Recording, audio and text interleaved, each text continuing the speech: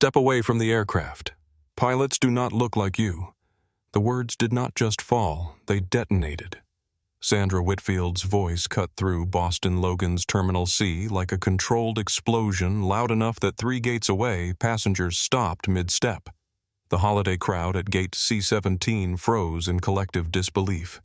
Christmas lights twinkled overhead in cruel irony. Joy to the World played softly through the terminal speakers, but there was no joy in this moment. Only the cold, sharp blade of prejudice slicing through the December air. Captain Nathaniel Brooks stood beneath the white airport lights, still in the pilot uniform he had worn with honor for 22 years.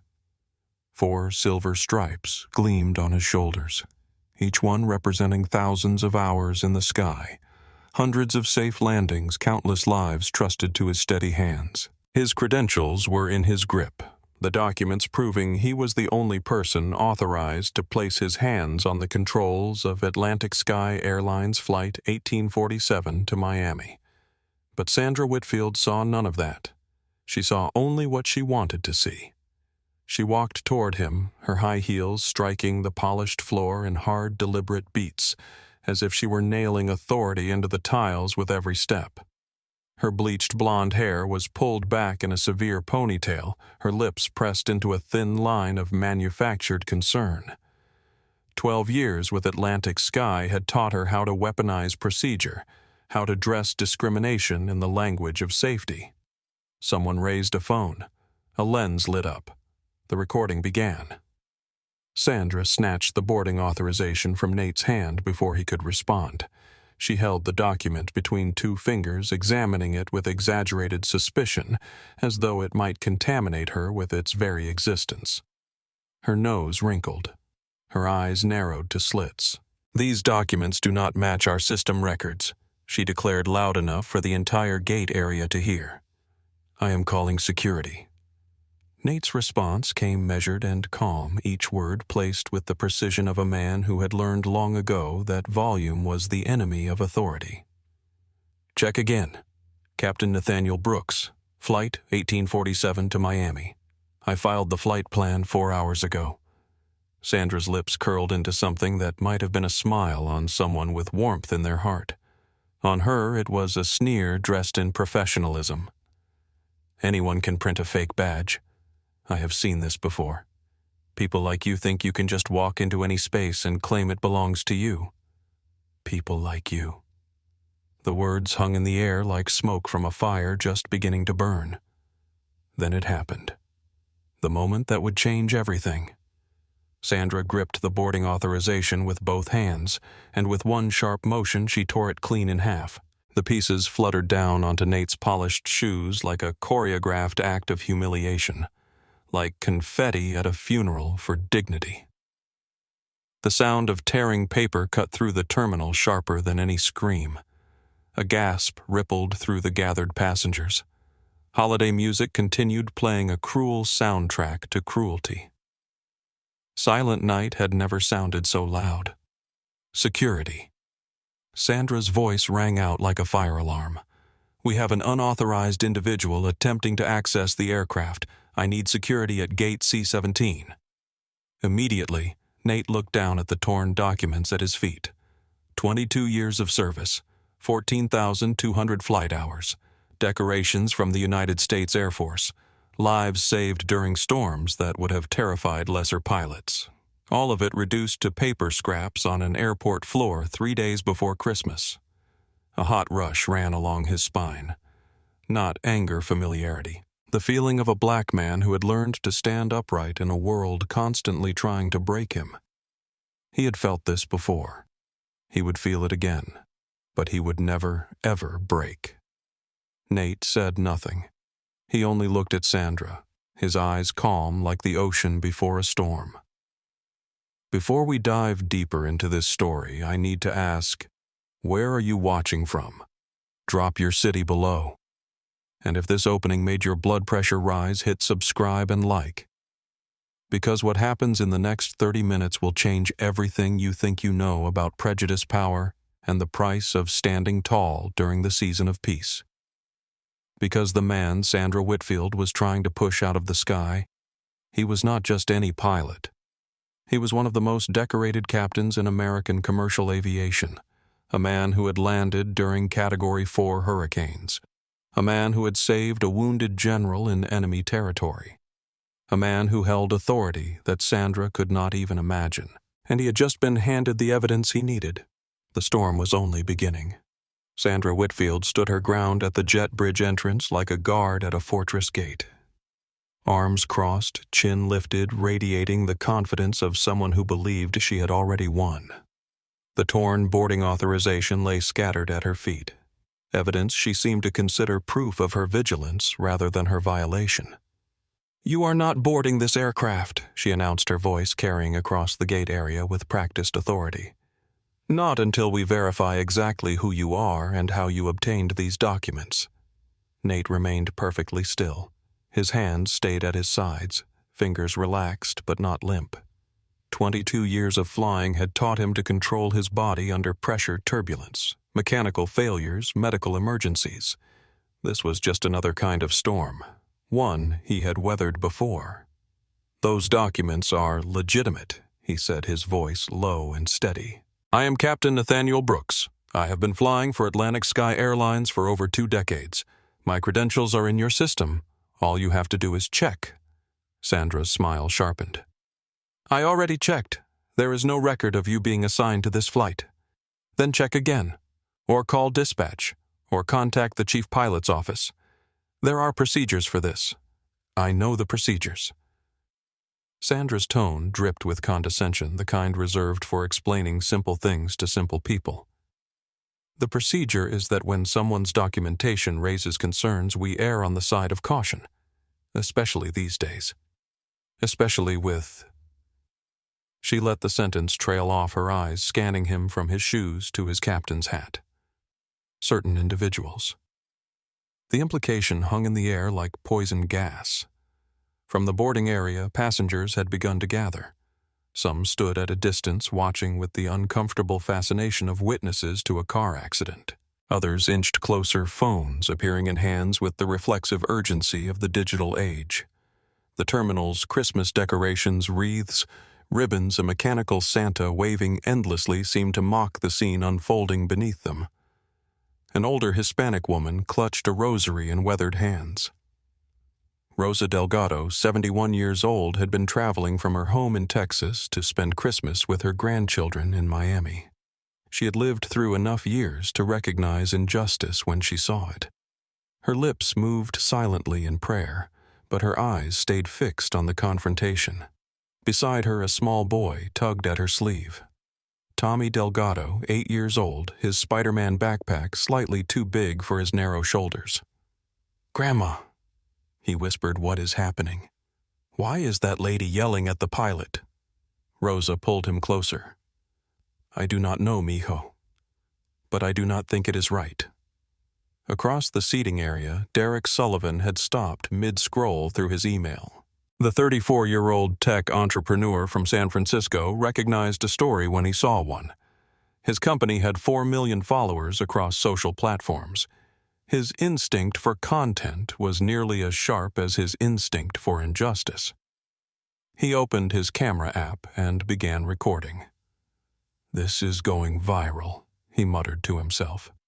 "This is absolutely going viral." Sandra, oblivious to the growing documentation of her behavior, continued her performance. She turned slightly, addressing the gathered passengers as much as Nate. "I want everyone to know that Atlantic Sky takes security extremely seriously. When something does not feel right, we investigate. We do not just let anyone walk onto our aircraft." "I am not anyone," Nate replied, his calm unshaken. "I am the captain." "So you claim. So my credentials prove. The credentials you just destroyed." For a flicker of a moment, something crossed Sandra's face, doubt perhaps, or the first whisper of fear. But it vanished as quickly as it appeared, buried beneath 12 years of getting away with behavior just like this. "Those credentials were suspicious," she said firmly. "The badge looked off. The authorization code did not match what I expected. I made a judgment call. You made a judgment, Nate agreed, but not based on the credentials. Their eyes met. For a long moment, neither spoke. The terminal noise seemed to recede announcements, conversations, the endless hum of travel, leaving only the silent confrontation between a pilot who knew his worth and a flight attendant who had decided he was worthless. James Crawford watched from the first-class boarding line. 69 years old, retired airline executive, 40 years in the industry.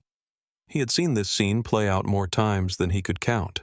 The questioning, the doubt, the polite brutality of assumptions dressed in procedure. He had watched it happen to colleagues, to subordinates, to strangers in terminals just like this one. And every single time he had said nothing.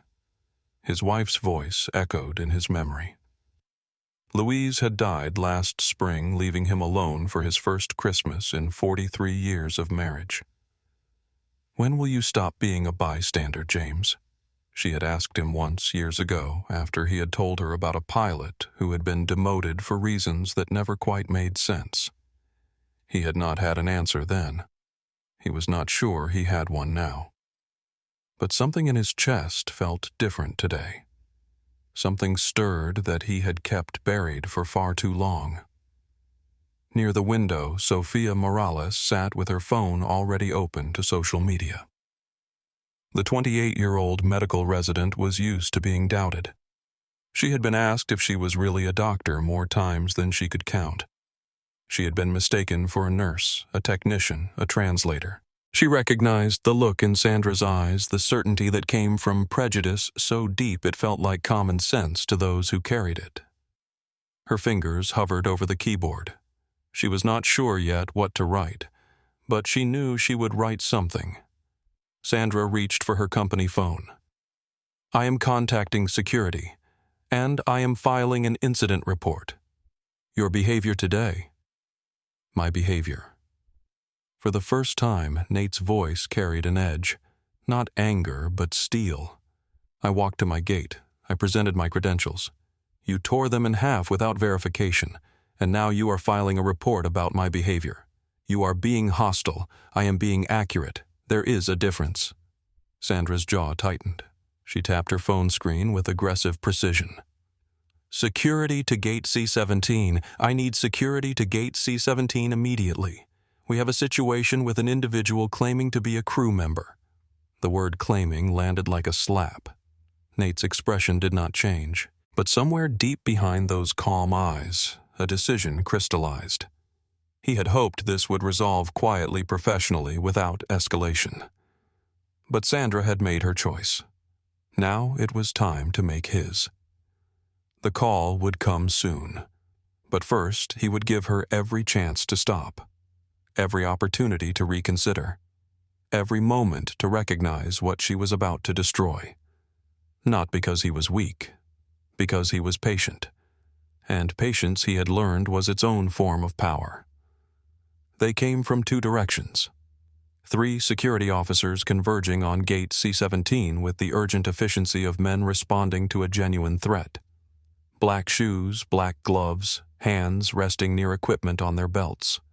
Their eyes assessed the scene in rapid snapshots. A black man in a pilot uniform, a white woman in flight attendant dress, visibly distressed. Torn documents scattered on the floor. The equation was simple. The equation was wrong. But they had been taught to solve it quickly. "Sir," the lead officer's voice was rigid as steel. "I am going to need you to step aside. Hands where we can see them. No questions. No verification, no attempt to understand what had actually happened, just the immediate assumption of guilt wrapped in the language of procedure." Nate raised his hands slowly. He had learned long ago that sudden movements in situations like this could become headlines in 30 seconds, every gesture measured, every breath controlled. The calm of a man who understood exactly what he was dealing with and exactly what it could cost him if he gave them what they expected. "Officers," he said evenly, "I am Captain Nathaniel Brooks. I am scheduled to fly Flight 1847 to Miami this afternoon. My credentials were torn by this flight attendant before she verified them. He is lying. Sandra's voice cut in sharp and quick. He showed up at the gate with suspicious documents. When I questioned them, he became hostile. I felt threatened for my safety and the safety of the aircraft. One of the officers, younger, eager, the kind who wanted to prove himself, stepped closer to Nate. "Sir, we are going to need you to come with us. We will sort this out away from the gate. I would like to have my credentials verified first. Contact dispatch. Contact the chief pilot's office. This can be resolved in 60 seconds. We will determine how it is resolved." The lead officer's hand moved to Nate's arm. "Step this way, please." The touch was light, but the message was clear. Compliance was not optional. Rosa Delgado had seen enough. She rose from her seat, her small frame trembling with something that might have been age but felt more like righteous anger. "Wait!" She called out, her voice carrying further than seemed possible for a woman her size. "Wait just one moment." The officers turned. Sandra's eyes narrowed with annoyance. I saw everything. Rosa continued making her way toward them with Tommy's hand clutched tightly in hers. That man showed his credentials. She tore them before she even looked at them properly, before she checked anything. I watched it happen. "Ma'am, please return to your seat." The lead officer's tone was dismissive, a verbal pat on the head. "This is an airline security matter. It is a human dignity matter." Rosa's chin lifted. "And I will not be silent while you treat a pilot like a criminal for the crime of existing." Tommy looked up at his grandmother with wide eyes. He did not fully understand what was happening, but he understood her tone. He had never heard her speak like this before. Then his gaze shifted to Nate, to the uniform, to the wings on his chest, to the hands raised in compliance with demands that did not deserve to be made. Grandma Tommy said, his voice small but clear in the sudden quiet. "Is that man a bad guy?" The question cut through the terminal like a blade. Is that man a bad guy? The innocence of it, the simplicity. A child trying to make sense of a scene that made no sense, trying to understand why the pilot was being treated like a villain when all he had done was try to do his job. Rosa knelt beside her grandson, her eyes glistening. "No, mijo. He is not a bad guy. Sometimes people make mistakes. Sometimes people judge others before they know them." She looked up at Nate. In her eyes he saw something that had become rare in moments like this: belief. Belief in his truth before anyone had proven it. Sandra scoffed audibly. "Can we please continue with security protocols? I do not have time for this. We have a flight to board." "With what captain?" The question came from someone in the crowd, Derek Sullivan, still recording, unable to contain his disbelief. "You just accused your pilot of being a fraud. Who is going to fly the plane?" Sandra's composure flickered. It was a question she clearly had not considered in her rush to judgment. That is not your concern. Atlantic Sky has procedures. Procedures that include tearing someone's credentials without checking them. Derek stepped forward, phone steady. "Because I have got that on video. The whole thing. From the moment you said pilots do not look like you." Color drained from Sandra's face, then returned in an angry flush. "Put that phone away. You cannot record airline personnel without consent. We are in a public terminal. And you just publicly accused a man of fraud." Derek did not lower the phone. "I think the public has a right to know about this," the crowd murmured.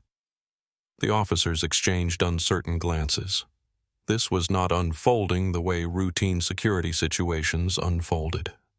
There were too many witnesses, too many cameras, too many variables. Nate lowered his hands slowly, carefully, watching for any sign of escalation from the officers.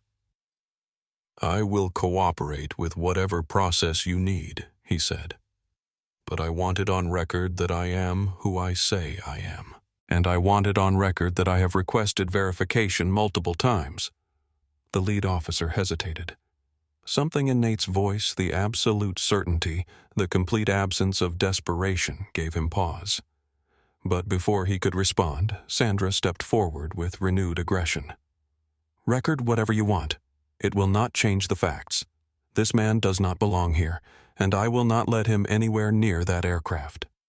Nate looked at her, really looked at her, and in that moment something shifted behind his eyes. The calm remained, but beneath it a decision had been made. It was time to make the call.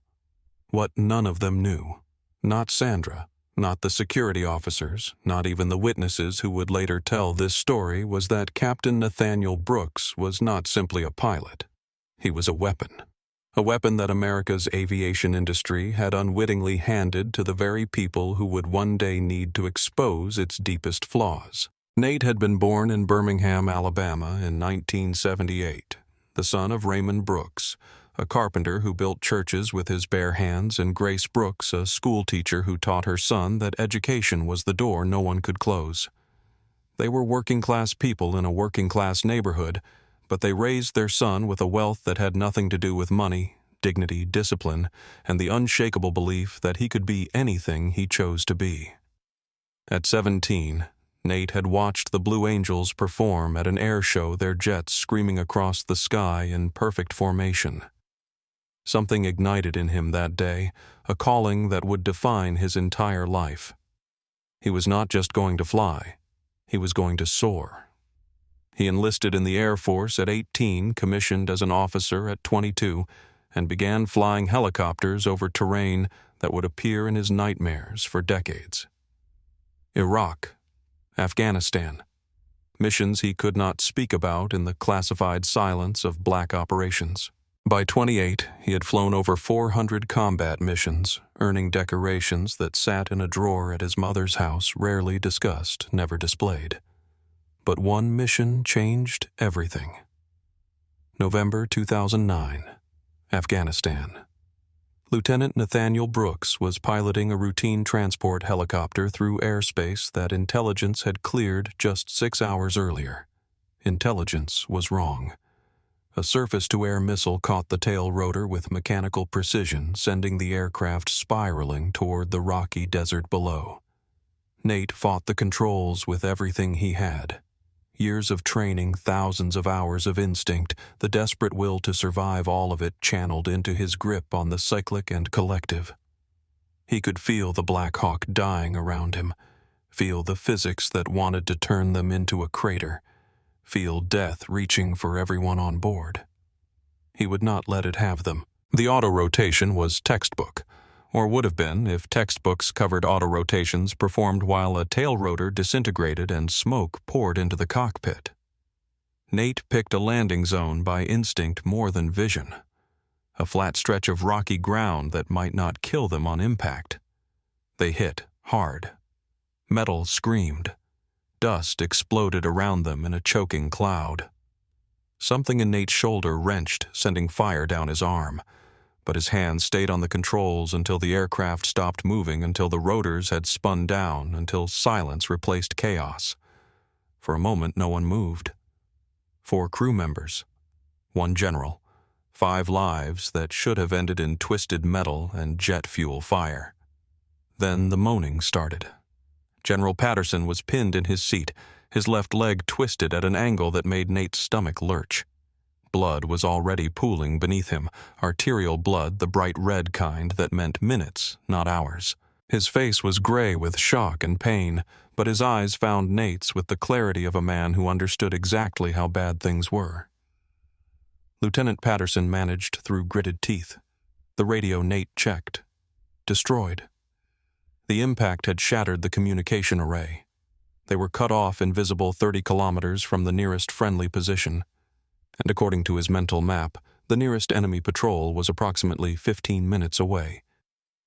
Co-pilot Lieutenant James Wheeler, his face cut by shattered glass, was already moving toward the rear of the aircraft. "We need to move. They will have seen us go down." Sergeant Carlos Mendez, the crew chief, was helping Specialist Amy Foster extract herself from her jump seat. Both were rattled but mobile. That left only the general. Nate knelt beside Patterson, and assessed the injury with the quick efficiency of combat medical training. The leg was shattered, multiple fractures, blood loss significant, but not yet critical. With proper care, he would survive. Without it, he had maybe 2 hours. The problem was movement. Patterson was 200 pounds of wounded senior officer. Moving him would be agony for him and a massive burden for whoever carried him. Protocol said to stabilize him here and send the mobile crew for help. Protocol said that in situations like this, you saved the most people possible, which meant prioritizing those who could walk. Protocol said to leave him. Nate looked at the general, this man he had only read about in briefings. This mythology in uniform, who was now bleeding out in the wreckage of a helicopter Nate had failed to protect. Lieutenant Patterson said, reading Nate's face, "I am ordering you to get the crew to safety. Leave me. That is a direct order. With respect, sir, I am going to disobey that order." Nate stood and called to the others. "Wheeler, you have got point. Mendez and Foster cover our 6. We are moving east toward the extraction corridor. 3 miles. Wheeler's eyes went wide. 3 miles carrying the general. That is possible. Move out. Nate crouched and lifted Patterson onto his back in a fireman's carry. The general groaned a sound of pure agony that he tried to strangle into silence. 200 pounds of wounded authority settled onto Nate's shoulders, and he felt his muscles scream in protest. He started walking anyway. The terrain was brutal. Rocks that cut through boots, sand that sucked at every step, the sun rising to pour heat onto them like a punishment. Every step sent jolts of pain through Nate's wrenched shoulder, through his straining back, through legs that wanted to buckle and refused only because he refused to let them. Behind them, distant shouts suggested the enemy had found the crash site. The clock was running. Lieutenant Patterson whispered, his voice ragged. "You are going to get yourself killed. That is my choice to make, sir. It is not worth it. Not for one man." Nate adjusted his grip and kept walking. "Every man is worth it, General. Every single one." The 3 miles took 97 minutes. 97 minutes of walking, sometimes stumbling, occasionally crawling when the terrain demanded it. 97 minutes of carrying a man who outranked him by light years through territory that wanted them dead toward a hope of rescue that grew thinner with every step. They reached the extraction corridor with 2 minutes to spare. The QRF found them there, 5 figures staggering out of the dust, one barely conscious, all alive.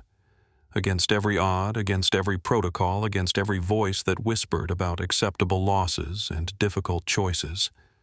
They were alive because Nate had refused to leave anyone behind. Patterson survived. 18 months of surgery and rehabilitation rebuilt his leg, if not perfectly. He walked with a cane for the rest of his life, a reminder of the day a young pilot had carried him out of hell. The general never forgot. A year after Nate transitioned to commercial aviation, a handwritten letter arrived at his home. The envelope bore no return address, but the handwriting inside was precise and military. "Lieutenant Brooks, I have followed your career with great interest. You have become exactly the pilot I knew you would be, not because of talent, though you have that, but because of character. You carry people. That is who you are. If you ever need anything at all, you know where to find me. One call. That is all it takes. You saved my life when every rule said to leave me. I will never forget, and I will never stop being grateful. Whatever challenges you face, remember you will never be alone. With deepest respect, General Harold Patterson." Nate had kept that letter in his flight bag ever since. Not for sentimentality, but for reminder. A reminder of what he was capable of. A reminder that integrity was not always rewarded immediately, but it was always remembered. Patterson now sat on the FAA Oversight Committee. His influence extended into corridors of power that Sandra Whitfield could not imagine. His gratitude had never faded. And when Nate had called Victor Reyes 15 minutes ago when Protocol Cardinal had been activated, one of the first people notified was a retired general who still walked with a cane and still remembered being carried through a desert. Back at Gate C-17, Nate stood in the center of a storm that would have broken lesser men. Bradley Thornton had retreated in humiliation. Sandra's confidence was cracking. Mercer's authority was unraveling. But Nate's calm had never wavered because his calm was not passivity. It was the stillness of a man who had walked through fire and survived. The composure of someone who had carried 200 pounds of wounded hope across 3 miles of hostile terrain. They thought they were dealing with a pilot they could intimidate. They were dealing with a soldier who had earned his dignity in blood and sand. Tommy's question echoed one more time in Nate's mind. Is that man a bad guy? No, son. He is not. But the people trying to destroy him, they were about to learn exactly what it costs to underestimate someone who never leaves anyone behind. Security's grip on Nate's arm tightened as they began to guide him away from the gate. The crowd watched in uncomfortable silence, some ashamed, some curious, some already composing the social media posts that would define this moment. Sandra Whitfield stood her ground at the jet bridge entrance, arms crossed, satisfaction radiating from her like heat from pavement in summer. This is what happens, she announced to no one in particular, and everyone within earshot when people try to be something they are not. Nate heard her. He filed the words away with all the others' evidence stacking upon evidence, a case building itself with every syllable she spoke. I would like to make a phone call, he said to the lead officer. His voice remained even untouched by the circumstances. I have that right. The officer hesitated. Making phone calls during security incidents was not standard procedure, but refusing a reasonable request from someone who remained completely calm and cooperative was not standard procedure either. Nate had given them nothing, no resistance, no hostility, no behavior that could justify escalation. Make it quick, the officer said finally. Nate nodded. He reached slowly into his jacket pocket, telegraphing every movement, giving them no reason to claim he had reached for anything threatening, and withdrew a slim black phone. Not his personal device. Something different. Something issued by an office most people did not know existed. He dialed a number he had memorized 2 years ago on the day he first agreed to become a witness to an industry's hidden failures. It rang once. Half of a second ring. Nate. Victor Reyes's voice was sharp, alert, ready, as if he had been waiting for this exact call. What is happening, Victor? It is happening. Activate Protocol Cardinal. A brief pause. The sound of fingers already moving across a keyboard. Location Boston Logan. Gate C-17. Atlantic Sky Airlines Flight 1947. Timeline: I am being escorted by security now. No verification of my credentials. Flight attendant tore my authorization without checking it. The entire incident is recorded. Victor's voice dropped lower, harder. Are you safe? I am cooperating fully. No incidents. Good. Stay that way. The keyboard sounds intensified.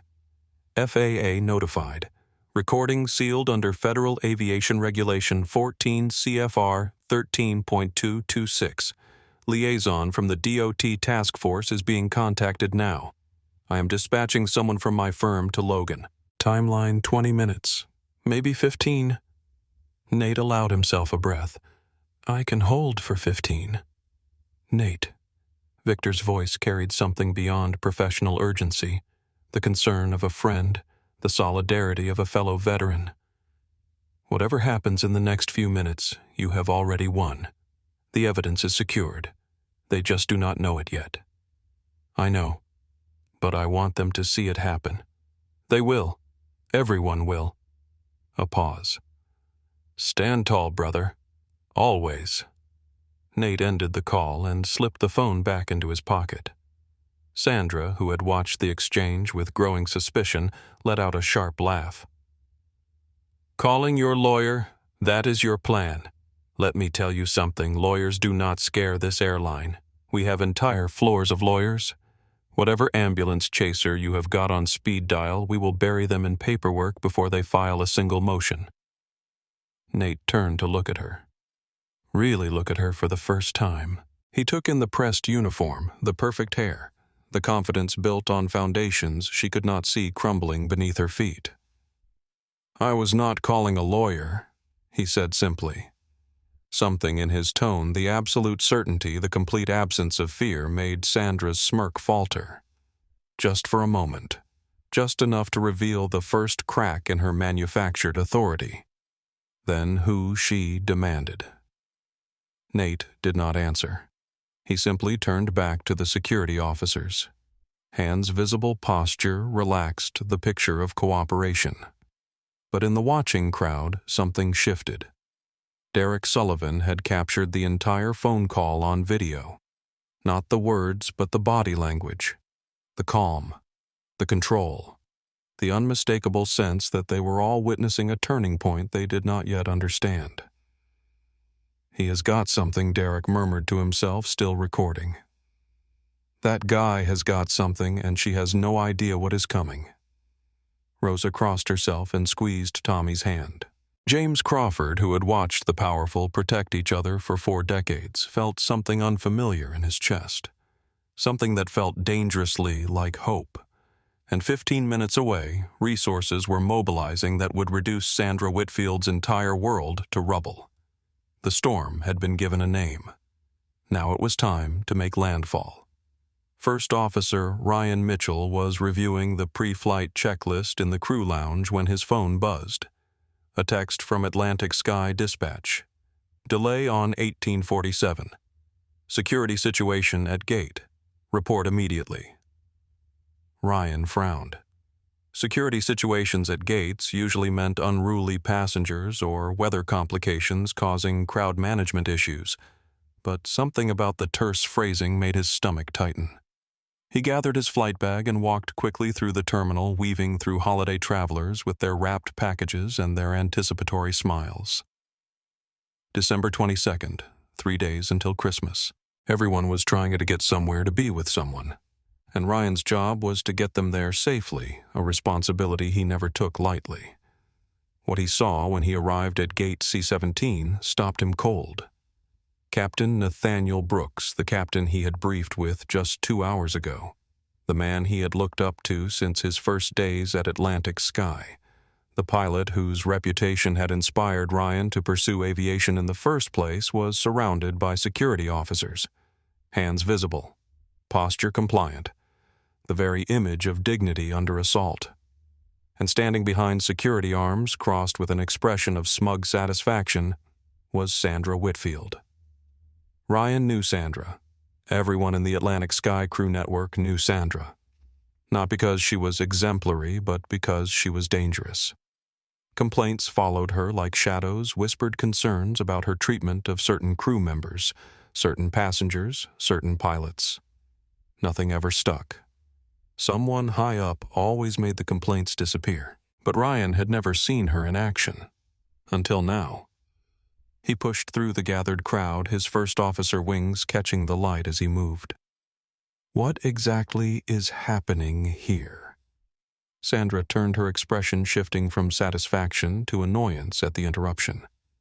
First Officer Mitchell, this does not concern you. We have a security situation. That man is my captain. Ryan's voice carried more force than he usually allowed. Whatever is happening absolutely concerns me. This man, Sandra emphasized the word with disdain, claims to be assigned to Flight 1847. His documentation was suspicious. I reported it. Suspicious how the badges, the authorization codes, everything felt off. I have an instinct for these things. Ryan looked at Nate.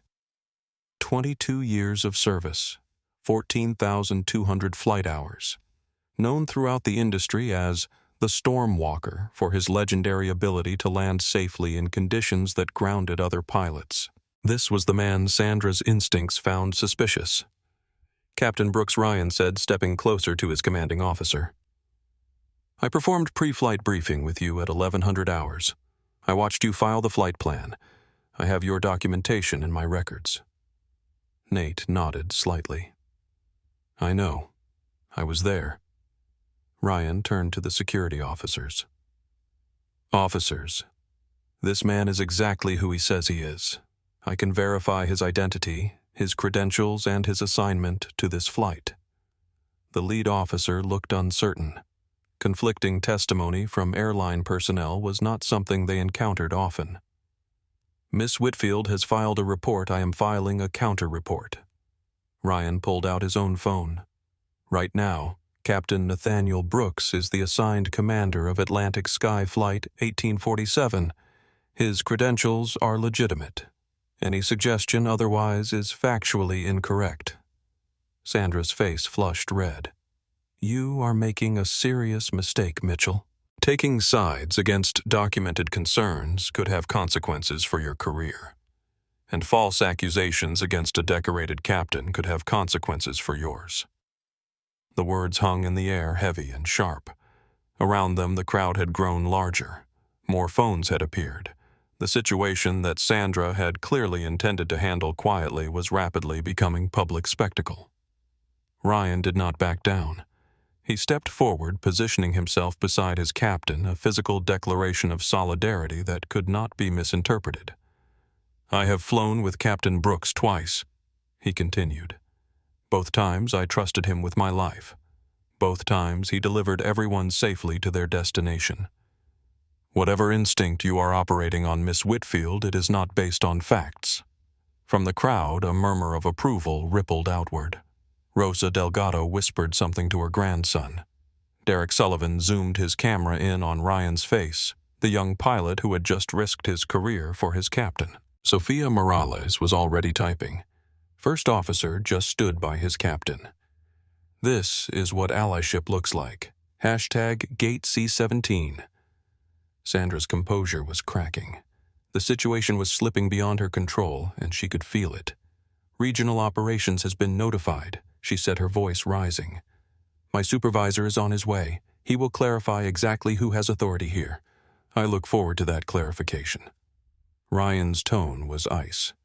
Because I am confident it will confirm what I already know. Captain Brooks is our pilot, his credentials are valid, and this entire incident should never have happened. Sandra opened her mouth to respond, but no words came. For the first time since she had torn those documents, she looked uncertain. Nate placed a hand on Ryan's shoulder. Thank you, First Officer Mitchell. Your support is noted and appreciated. It is not support, sir. Ryan met his captain's eyes with steady conviction. It is the truth. The terminal around them continued its holiday bustle announcements calling flights. Children asking parents when they would arrive, the endless movement of people trying to get home. But at Gate C-17 time seemed to have stopped. The confrontation had reached an impasse, and everyone present could feel that something larger was building. Something that would change more than just this flight.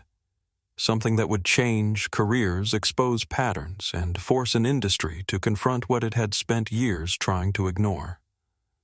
Douglas Mercer was on his way. The FAA was on its way.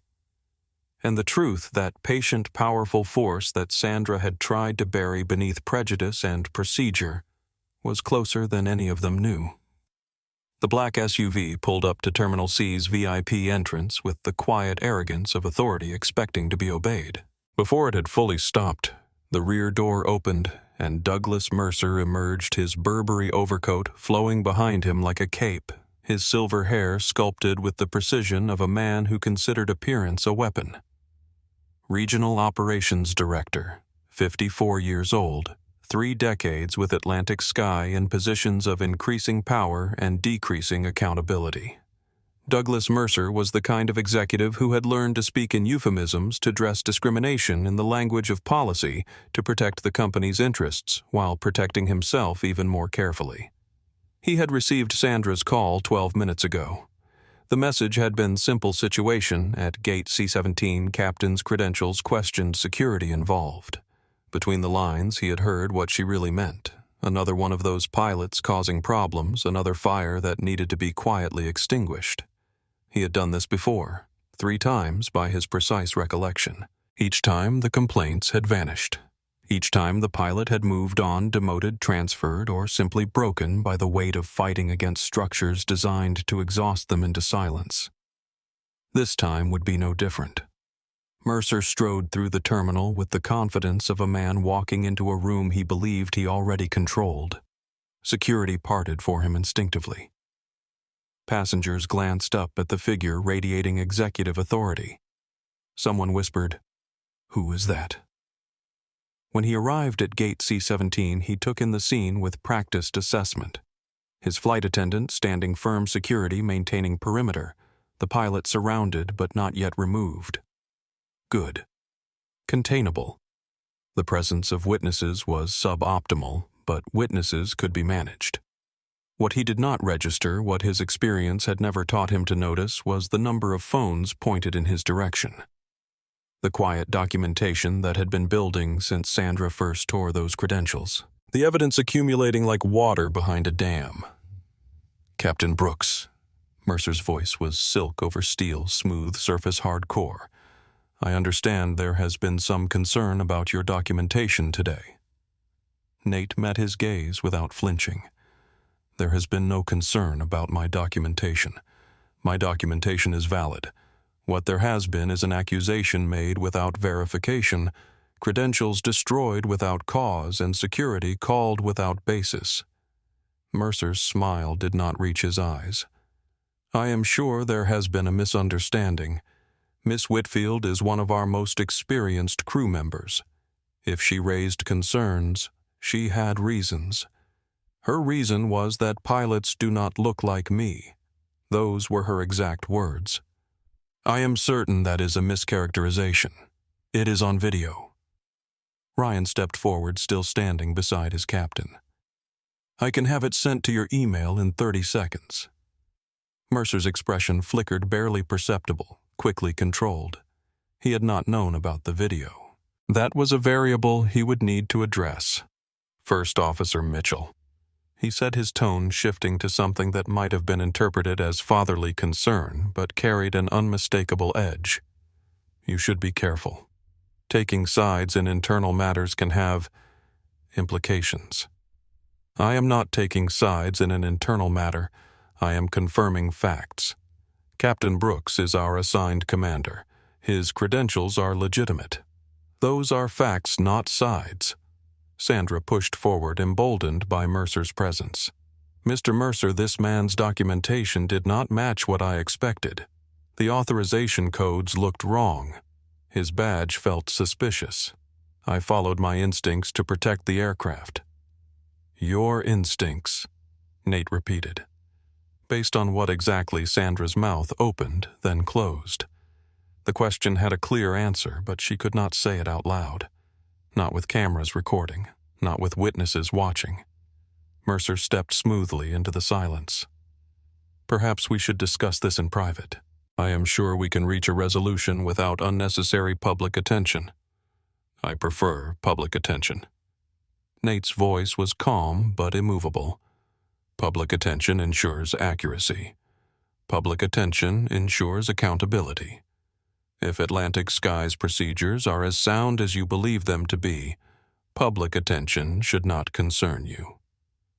For a long moment, Mercer simply looked at him, assessed him, tried to categorize him the way he had categorized dozens of others over the years. Troublemakers, malcontents, pilots who did not understand how the industry really worked. But something in Nate's eyes resisted categorization. The absolute calm. The complete absence of desperation.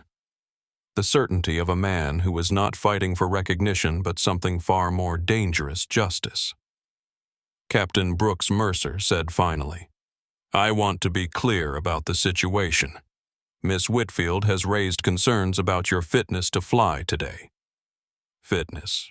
I was fine until she tore my credentials. She has documented erratic behavior, hostility toward crew, refusal to comply with security procedures, Ryan's incredulity burst out. That is impossible.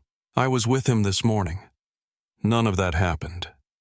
Mercer raised a hand, the gesture of a man accustomed to silencing inconvenient voices. First Officer Mitchell, your loyalty to your captain is admirable.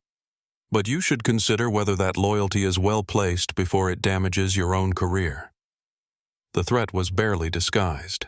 Ryan felt it land the implication that his future at Atlantic Sky depended on his willingness to betray his captain. He did not hesitate. My loyalty is to the truth, and the truth is that Captain Brooks has done nothing wrong. The truth, Mercer repeated, his tone suggesting the word was quaint, outdated. Is that what we are discussing? Because I have a documented report? A report filed 25 minutes before any incident occurred. The voice came from the crowd, Derek Sullivan still recording, unable to stay silent. I saw the timestamp on her tablet. She wrote that complaint before anything happened, before he even arrived at the gate. Mercer turned slowly toward the interruption. I am sorry, who are you, Derek Sullivan? Tech entrepreneur, founder of Sullivan Media Group. He held up his phone. And the person who has been recording everything since your flight attendant said pilots do not look like you. Want to see the footage? For the first time, genuine concern crossed Mercer's face. Pre-written reports, video evidence, public witnesses. This was not the controllable situation he had walked into expecting to manage. Sandra's face had gone pale. She had not known about the timestamp issue, or more precisely, she had not thought anyone would notice. The report had been prepared in advance, ready to deploy whenever the opportunity arose. It was how she and Mercer had handled situations before. A pattern, a method, a trap that had worked perfectly until now. I think Mercer said carefully, "We need to take this discussion to a more appropriate venue." The administration wing has conference rooms, I think, Nate interrupted. We wait exactly where we are. I made a phone call 15 minutes ago. The people I called should be arriving very soon. People. What people? Nate did not answer. He simply stood there, hands at his sides, posture relaxed, the picture of patient confidence. Mercer's eyes narrowed. Something about this was not adding up. This pilot was not behaving the way targets usually behaved. There was no desperation, no pleading, no attempts at negotiation.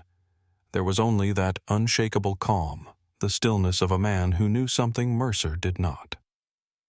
For the first time in longer than he could remember, Douglas Mercer felt the cold touch of uncertainty. The balance of power which had always tilted so reliably in his direction was beginning to shift. He just did not know how far it would tip before it crushed everything he had built. Rosa Delgado had lived through 71 years of watching injustice pass unchallenged. Growing up in Texas, she had learned young that speaking up came with costs her family often could not afford. But she had also learned through teaching 42 years of elementary school that silence was its own kind of violence. Every time you did not speak, you taught someone that their suffering did not matter. Today at Gate C-17, surrounded by holiday travelers and Christmas decorations, she decided that 71 years of silence was enough. She rose from her seat, her small frame straightening with the determination of a woman who had finally found the line she would not allow to be crossed. Tommy's hand slipped from hers as she moved forward, though he stayed close behind her, watching his grandmother transform into something he had never seen before. "Excuse me." Her voice cut through the tension like a blade wrapped in silk, soft but sharp. "Excuse me, I have something to say." Douglas Mercer turned toward her with the expression of a man being interrupted by something he considered far beneath his attention. "Ma'am, this is an internal airline matter. Do not call me ma'am like that." Rosa's accent deepened with her intensity. "I am Rosa Delgado. I taught school for 42 years. I raised 3 children. I have buried a husband and outlived more politicians than I can count. And I know a bully when I see one." She pointed at Sandra. "I watched this woman tear that man's credentials before she checked anything. I watched her call security before he said a word that could be called hostile. I watched her file a report on a tablet when nothing had happened yet. Her finger swung to Mercer. And I watched you walk in here like you owned the truth itself, threatening a young man for defending his captain. Mrs. Delgado, miss, my husband is dead. I do not need his name for authority anymore. Rosa stepped closer, her eyes blazing. I have been silent too many times in my life. When they told my students they would not amount to anything because of where they came from. When they told my daughters they could not be engineers because girls do not do math. When they told my husband he would never make foreman because the good jobs were not for his kind. Her voice cracked but held. Every time I stayed quiet, I lost a piece of myself. Today I take it back. Tommy moved to stand beside his grandmother, his small hand finding hers again. Yeah, he added, his voice piping clear and young. The pilot did not do anything wrong. I saw it. From across the gate area, James Crawford felt something break loose inside him. Something that had been frozen for decades, locked away behind the professional neutrality that had allowed him to rise through airline ranks while watching injustice unfold and doing nothing about it. His wife's voice echoed in his memory. When will you stop being a bystander? James Louise had asked him that question after he had told her about Captain David Moreno, a pilot Crawford had known personally. A man whose career had been destroyed by complaints that never quite made sense from sources that were never quite named. Crawford had watched it happen. He had even suspected who was behind it, and he had said, nothing done, nothing protected, nothing but his own position. Louise had looked at him with disappointment that night. Not anger, that would have been easier. Just quiet disappointment from the woman who had believed he was better than he was. She had died last spring, leaving him alone with Christmas approaching and 4 decades of silence weighing on his conscience. He pushed through the crowd, his expensive suit and silver hair drawing attention as he moved. I would like to add something to the record, he announced. Mercer recognized him immediately. James Crawford, former executive at a competing airline, industry veteran, the kind of man whose voice carried weight in boardrooms and regulatory meetings.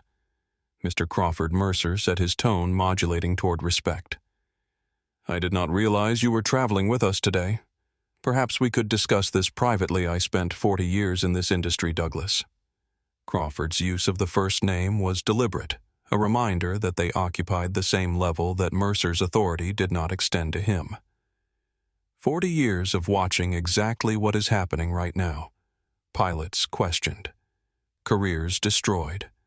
Complaints that appear from nowhere and disappear when convenient. He turned to face the crowd. I stayed silent every single time. I told myself it was not my place, was not my business, was not my fight.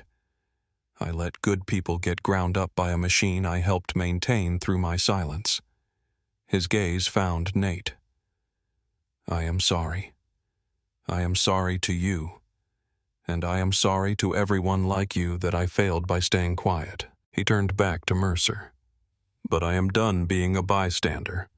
If there is an investigation into what happened here today, and I suspect there will be, I want it known that I am willing to testify about this incident and about patterns I have observed throughout my career. The word patterns landed with visible impact. Mercer's jaw tightened.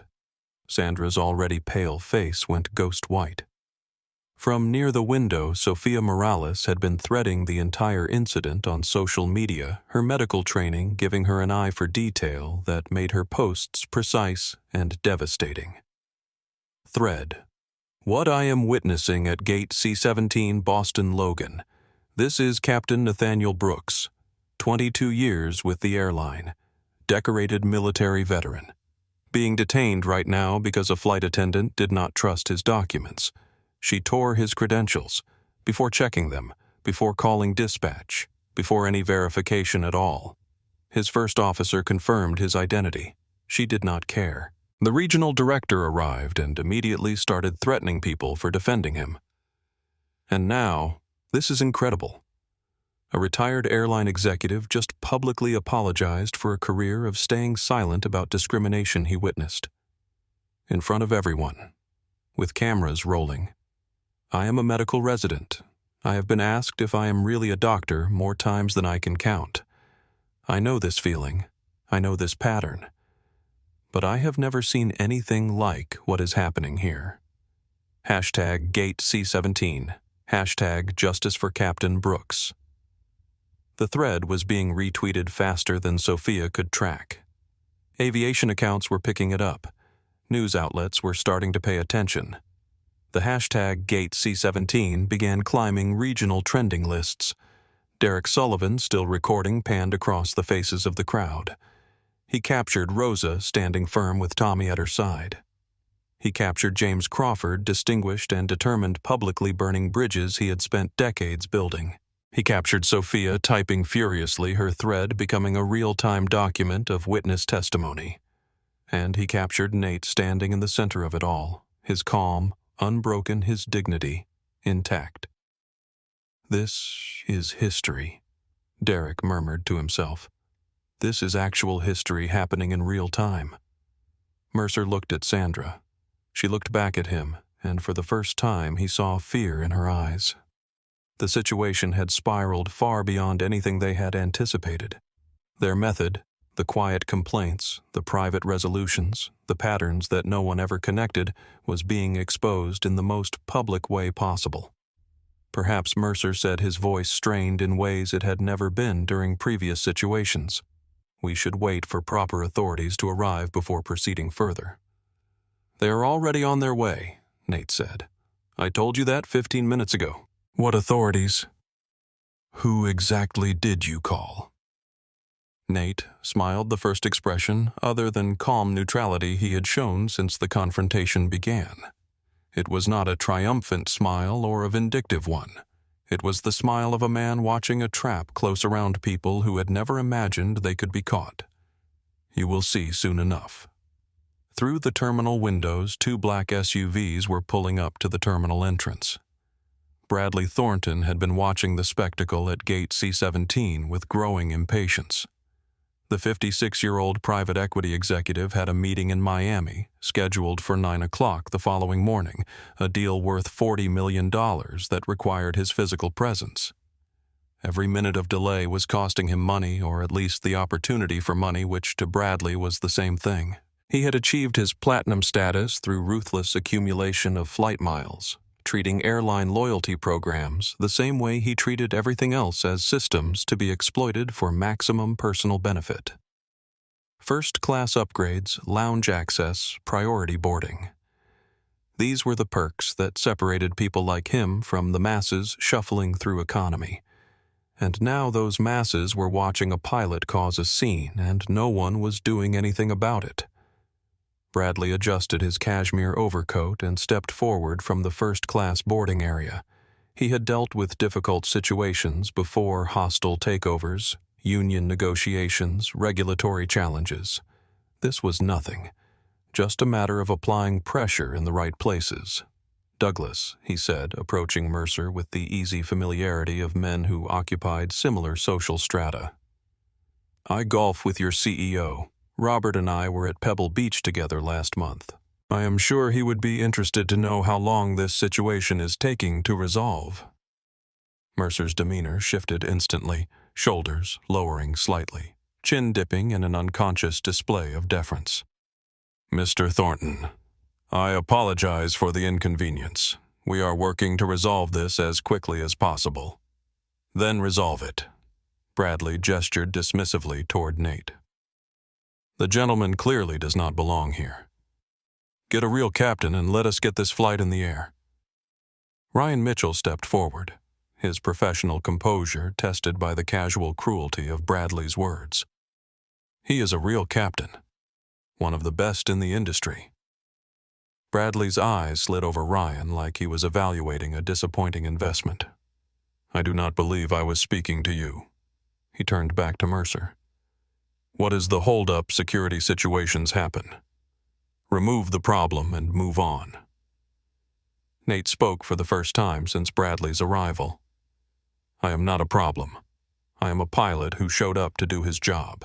Bradley turned to face him fully, and something ugly flashed across his features. The look of a man accustomed to people he considered beneath him staying silent in his presence. "Let me be clear about something," Bradley said, his voice carrying the practiced condescension of boardrooms where he always held the power. "I do not care about your credentials, your uniform, or whatever story you are trying to sell. I care about getting to Miami, and if that requires removing obstacles, I expect obstacles to be removed. I am not an obstacle. I am the captain of your flight. You are a delay, and delays cost money." Bradley reached into his jacket pocket and withdrew a business card. He did not hand it to Nate. That would have implied equality. Instead, he dropped it at Nate's feet, letting it flutter to the floor like discarded trash. "When you are done playing dress-up," Bradley said, "do not bother looking for work in any industry I touch. I have connections in aviation, hospitality, transportation. One word from me and doors close. Understand?" Rosa Delgado's voice rang out. "Did you just threaten that man in front of all these people?" Bradley did not even glance in her direction. "I am stating facts. Some people belong in certain positions. Others do not. It is not personal. It is just how the world works. It is how your world works." Rosa stepped forward, her small frame radiating fury. "The rest of us are trying to build something better." Tommy tugged at her hand. "Grandma, who is that mean man? Someone who has too much money and not enough humanity, mijo?" Bradley's lip curled in annoyance at the interruption. He pulled a pen from his pocket, scribbled something on another business card, and held it up so Nate could see. "Career advice," he said with a smirk. "Consider it a gift." He dropped this card at Nate's feet as well. Rosa, moving faster than anyone expected, darted forward and picked it up. She read the words aloud, her voice carrying across the silent gate area. "Maybe try bus driving. Better fit for your type." A collective gasp rippled through the crowd. The words hung in the air, naked prejudice stripped of its usual disguises, displayed for everyone to witness. Derek's camera zoomed in on the card, capturing the handwriting. The words the evidence of what Bradley Thornton truly believed. Sophia was already typing. Platinum passenger just dropped a card at the captain's feet. Told him to try bus driving. Called it career advice. His name is Bradley Thornton. Private equity. Hashtag Gate C-17. James Crawford shook his head slowly. "I have known men like you my entire career. I have golfed with you. I have closed deals with you, and I watched you destroy people while calling it business." Bradley's confidence flickered for the first time. "This is none of your concern, Crawford. It has been my concern for 40 years. I just refuse to see it." Crawford's voice hardened. "Your business card is going to be famous after today, not for the reasons you intended." Nate bent slowly and picked up both cards from the floor. He examined them with the same methodical calm he had maintained throughout the entire confrontation. "Thank you for this," he said to Bradley. "Excuse me, this card, these words, better fit for your type." Nate tucked the cards carefully into his pocket. "Evidence of intent is usually harder to obtain. You just handed it to me in your own handwriting." Bradley's face reddened. "That is not... I did not mean..." "You meant exactly what you wrote. You always do. Men like you say things out loud that others think in silence because you believe your wealth protects you from consequences." Nate's eyes met Bradley's with unwavering steadiness. "I have flown combat missions over Baghdad. I have landed planes in hurricanes. I have saved lives while men in expensive coats told me I did not belong." He stepped closer, not threatening but present, unavoidable. "I do not need to try bus driving, Mr. Thornton, but I suspect you will need to try something new after today. Your investors, your board, your country club, they are all going to see exactly who you are. Not the version you present in boardrooms. The real version. The one that writes better fit for your type on business cards." Bradley opened his mouth to respond, but no words came. For once, his practiced confidence had abandoned him. Around them, the crowd's mood had shifted from shock to anger. People who had been uncertain about taking sides were no longer uncertain. Bradley Thornton had made everything clear, simple, and undeniable. Rosa looked down at Tommy. "Do you see Mijo? That is what happens when someone has money but no soul. Remember this. Remember what it looks like." Tommy nodded solemnly, his young eyes fixed on Bradley with the unfiltered judgment of childhood.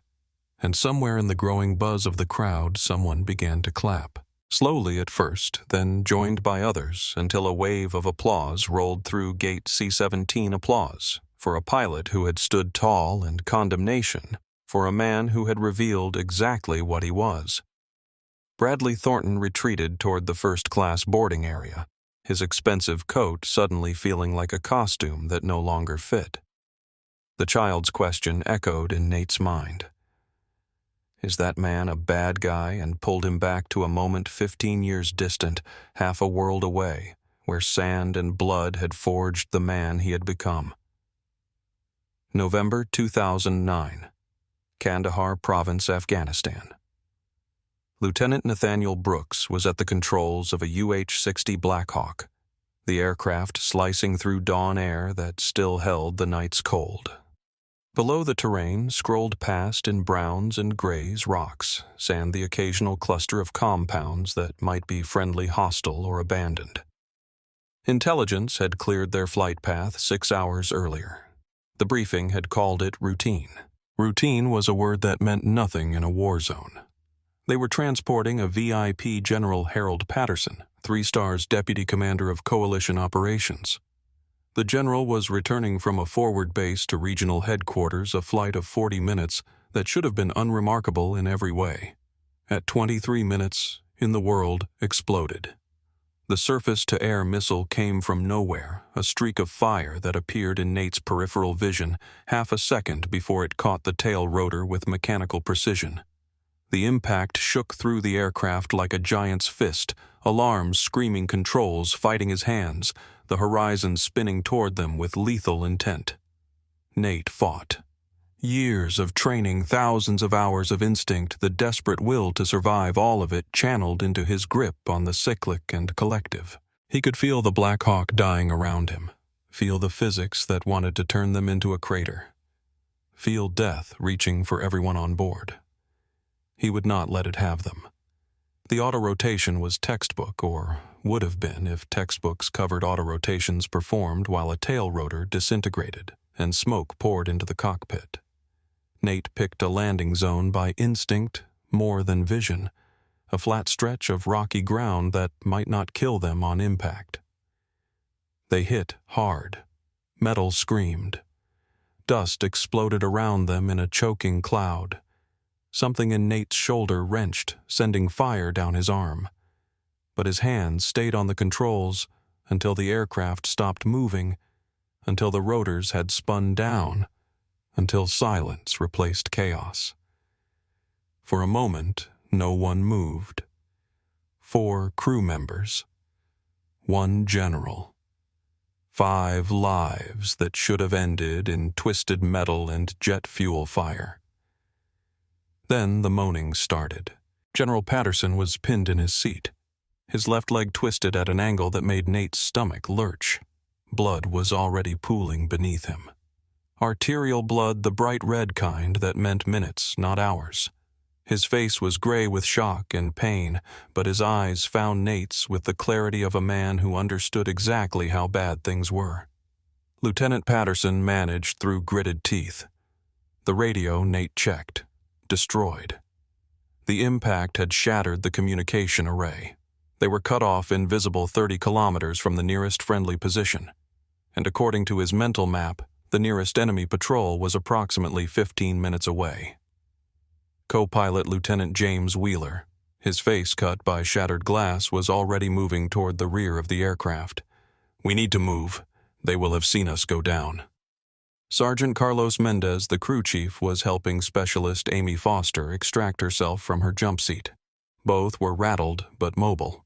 That left only the general. Nate knelt beside Patterson and assessed the injury with the quick efficiency of combat medical training. The leg was shattered, multiple fractures, blood loss, significant, but not yet critical.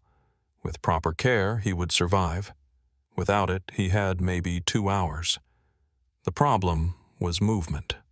Patterson was 200 pounds of wounded senior officer. Moving him would be agony for him, and a massive burden for whoever carried him. Protocol said to stabilize him here and send the mobile crew for help.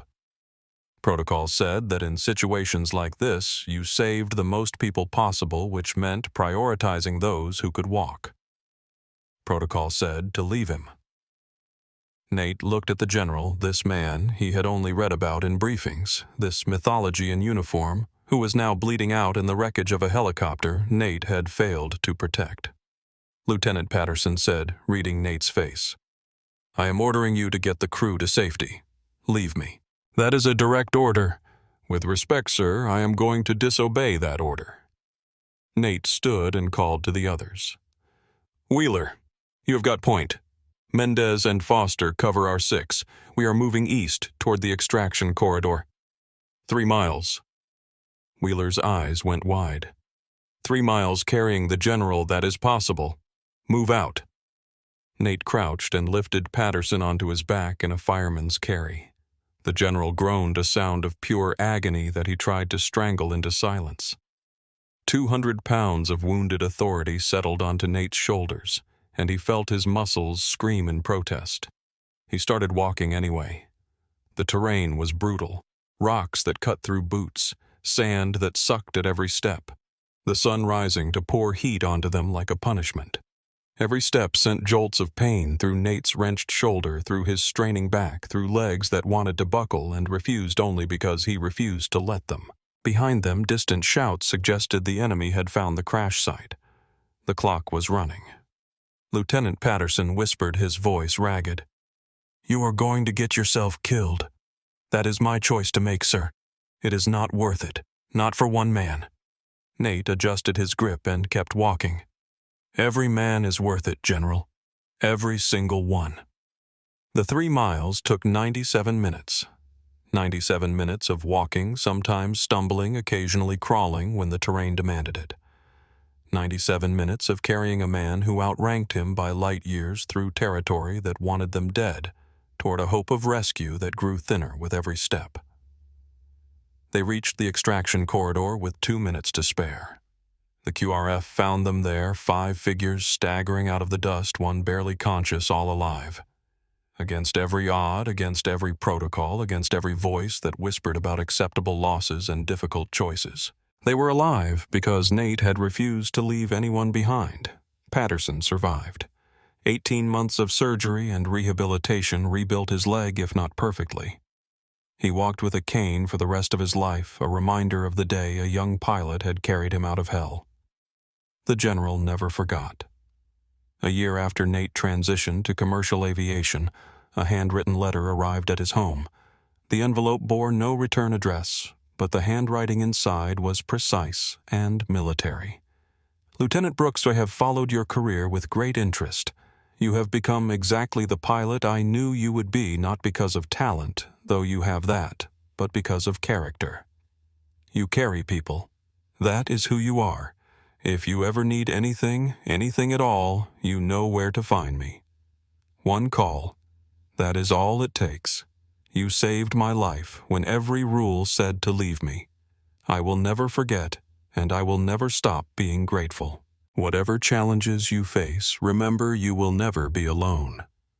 With deepest respect, General Harold Patterson." Nate had kept that letter in his flight bag ever since. Not for sentimentality, but for reminder. A reminder of what he was capable of. A reminder that integrity was not always rewarded immediately, but it was always remembered. Patterson now sat on the FAA Oversight Committee. His influence extended into corridors of power that Sandra Whitfield could not imagine. His gratitude had never faded. And when Nate had called Victor Reyes 15 minutes ago, when Protocol Cardinal had been activated, One of the first people notified was a retired general who still walked with a cane and still remembered being carried through a desert. Back at gate C-17, Nate stood in the center of a storm that would have broken lesser men. Bradley Thornton had retreated in humiliation. Sandra's confidence was cracking. Mercer's authority was unraveling. But Nate's calm had never wavered, because his calm was not passivity. It was the stillness of a man who had walked through fire and survived. The composure of someone who had carried 200 pounds of wounded hope across 3 miles of hostile terrain. They thought they were dealing with a pilot they could intimidate. They were dealing with a soldier who had earned his dignity in blood and sand. Tommy's question echoed one more time in Nate's mind. Is that man a bad guy? No, son. He is not. But the people trying to destroy him. They were about to learn exactly what it costs to underestimate someone who never leaves anyone behind. Elena Vasquez had been standing at the jet bridge entrance for the past 20 minutes watching her career considerations war with her conscience. She was 27 years old, a junior flight attendant with Atlantic Sky for barely 18 months. This was her first holiday flight, a coveted assignment that she had earned through exemplary performance and careful navigation of the airline's complex social hierarchies. She knew Sandra Whitfield. Everyone in the Atlantic Sky Crew network knew Sandra. The senior flight attendant had a reputation that traveled through whisper networks and cautious warnings: do not cross her, do not question her, do not be on the wrong side of her when she decides someone does not belong. Elena had seen Sandra target people before. Small cruelties wrapped in procedural language complaints filed against crew members who made the mistake of challenging her or simply being the wrong person in the wrong place at the wrong time. But those incidents had been private, manageable, the kind of thing you learned to navigate if you wanted to survive. This was different. This was public. This was a captain in full uniform being humiliated in front of hundreds of people, and Elena had watched it happen from the beginning. She had seen Sandra tear those credentials without checking them. She had seen the timestamp on Sandra's tablet when she filed the report, time-stamped before Captain Brooks had even arrived at the gate. She had heard the words that started it all: pilots do not look like you. And she had stayed silent. The silence was eating her alive. Her grandfather's face appeared in her memory. Manuel Vasquez, who had come to America from Guatemala with nothing but determination and an unshakable belief that hard work could build anything. He had worked 3 jobs simultaneously so that Elena's mother could attend college. He had endured indignities she could barely imagine, always with his head held high, always believing that the next generation would inherit a better world. You stand for something, mija, he used to tell her. Or you stand for nothing. There is no middle ground. He had died 2 years ago, and Elena had given the eulogy at his funeral, promising to honor his legacy by living with the same integrity he had modeled. She had not honored that promise today. Elena. Sandra's sharp voice cut through her thoughts. Stop daydreaming and get back in the cabin. This situation is being handled. Something shifted in Elena's chest. A decision crystallized. No. The word came out before she could reconsider, before the calculations of career consequences could override the clarity of conscience. Sandra turned slowly, her expression frozen in disbelief. In 12 years at Atlantic Sky, subordinate crew members did not say no to her. They apologized. They complied. They survived by submission. Excuse me. Elena stepped forward away from the jet bridge toward the confrontation she had been avoiding. Her voice trembled initially, but steadied as she found her words. I saw everything, Sandra. I watched you tear his credentials before you verified anything.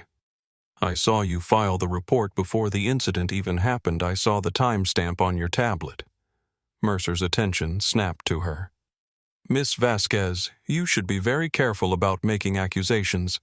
I am not making accusations. I am stating what I witnessed. Elena's voice grew stronger with each word. The captain arrived at the gate. He presented his credentials. Sandra took them, made a face like she was looking at something dirty, and tore them in half. No verification. No call to dispatch. No attempt to check the system. She looked at Nate for the first time since beginning to speak. "I am sorry, Captain. I should have said something immediately. I was afraid of what it would cost me." "What changed?" Nate asked quietly. Elena's eyes glistened. "I thought about my grandfather. He spent his whole life being treated like he did not belong. He never complained. He just worked harder." She turned back to face Sandra and Mercer. "He told me to stand for something or stand for nothing. I have been standing for nothing too long." Sandra's face contorted with fury. "You are throwing away your career for this. For a pilot you have never met. I am not throwing away anything. I am finally becoming the person I promised my grandfather I would be."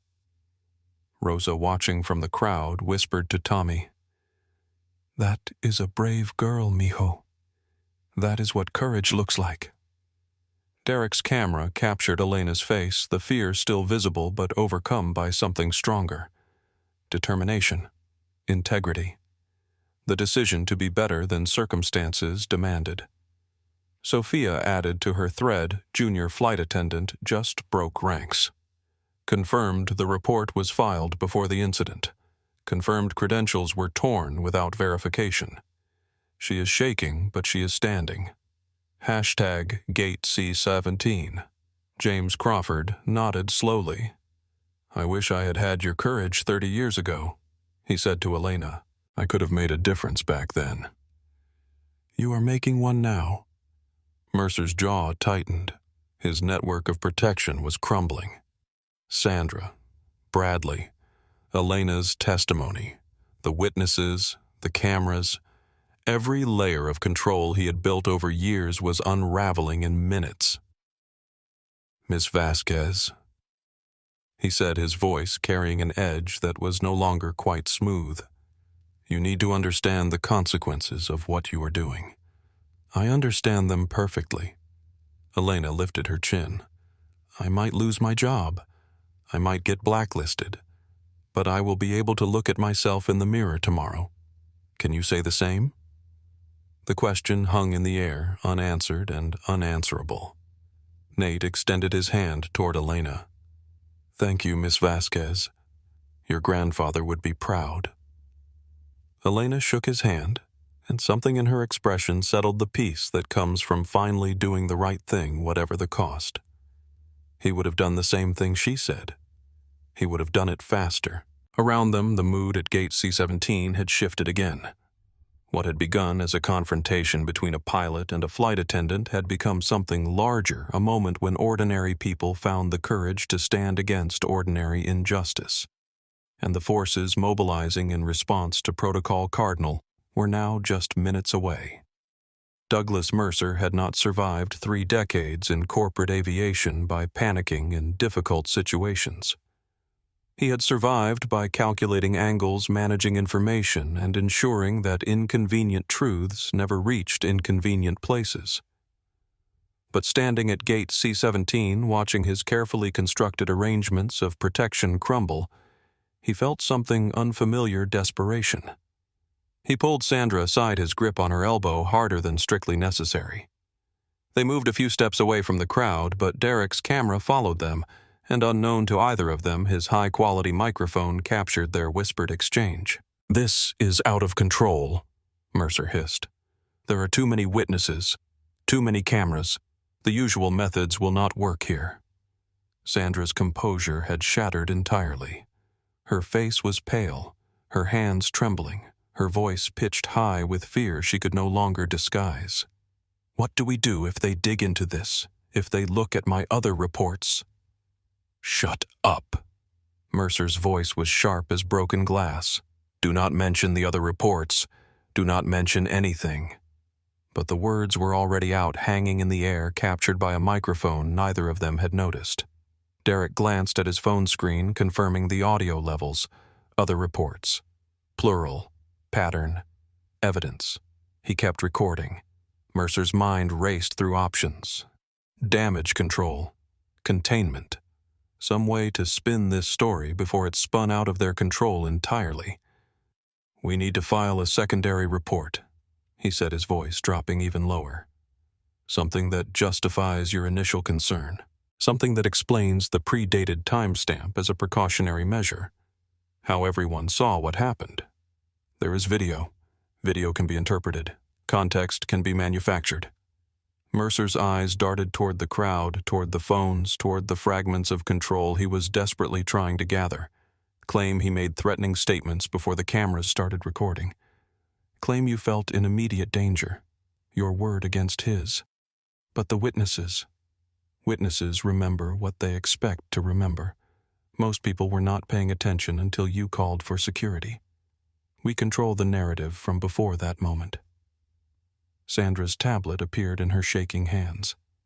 What do I add? Verbal threats. Aggressive body language. Refusal to comply with crew directives before the public confrontation. Mercer watched her type. Timestamp it for 20 minutes before the incident. Say you tried to handle it quietly, but he escalated. The lies took shape on the screen, each keystroke building a fabricated reality designed to bury the truth. What neither of them knew was that this exact strategy had been anticipated. 9 months earlier, when Nate had agreed to participate in the DOT task force investigation, he had met with Victor Reyes to discuss potential scenarios. They had analyzed how discrimination typically operated in aviation, not through obvious acts that could be easily prosecuted, but through accumulated patterns of complaints reports and documentation that built cases against targeted pilots over time. The cover-up was always the most damning evidence. Nate's recording device had captured everything. Not just Sandra's original words, not just the torn credentials, not just Bradley's handwritten insult, but now Mercer's whispered instructions to fabricate evidence. The conspiracy laid bare in their own voices. Back at the main confrontation, Ryan Mitchell was watching the whispered conference with growing unease. "Captain," he said quietly to Nate, "they are planning something." "I know. Let them. Should we not? Every action they take right now is being documented. Every fabrication they create becomes evidence of intent. The more they try to cover up, the deeper they dig themselves." Nate's voice carried the patient certainty of a man who had seen this moment coming for a long time. "Let them dig." Rosa had positioned herself between the crowd and the jet bridge entrance, her small form a symbolic barrier against injustice. Tommy stood beside her, his young face solemn with the gravity he sensed but did not fully understand. "Grandma?" he whispered. "Are the bad guys going to win?" Rosa squeezed his hand. "No, mijo. The bad guys never win forever. Sometimes it takes time for justice to arrive, but it always arrives." James Crawford moved closer to Derek. "You are getting all of this. Every word, including whatever they are whispering over there." "Good." Crawford's expression was grim. "I spent 40 years watching people like Mercer operate. They always think they are untouchable. They always think the rules do not apply to them. Do the rules apply to them?" Crawford looked at Captain Brooks, standing calm in the center of chaos, dignified, despite everything thrown at him, and something shifted in his expression. "They are about to find out." Sandra returned from her conference with Mercer, her tablet clutched against her chest like a shield. Her face had hardened into something resembling determination, though it looked more like desperation wearing a mask. "I have updated my report," she announced. Her voice strained but loud, to include incidents that occurred before the public confrontation. Threatening statements, aggressive behavior, refusal to comply with crew member directives. Ryan's incredulity burst out. "That is a complete fabrication. I was with Captain Brooks for 3 hours this morning. Nothing like that happened." "Were you with him every second before he arrived at this gate?" Mercer's smooth voice cut in. Do you know what interactions he may have had with crew members in other areas of the terminal? He was reviewing flight plans, checking weather data, doing his job.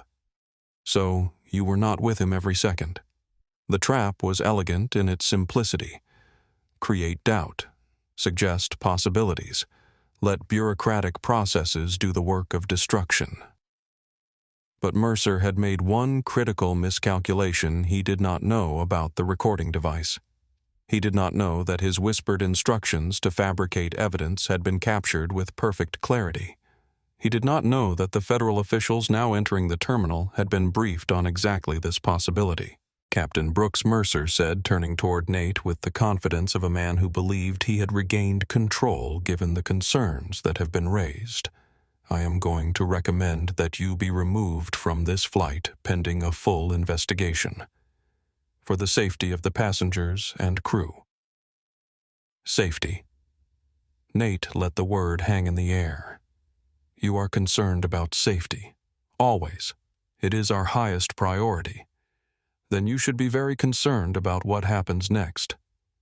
Through the terminal windows, 3 figures in federal credentials were approaching the gate. Agent William Foster from the FAA led the group, his expression carrying the weight of authority that did not need volume to be heard. Mercer saw them. His face went pale, because Nate continued. The people I called are not lawyers, Mr. Mercer. They are not airline executives. They are not PR consultants who can help you manage a narrative. He nodded toward the approaching officials. They are the people who investigate when the narrative is a crime. Sandra's tablet slipped from her fingers and clattered to the floor.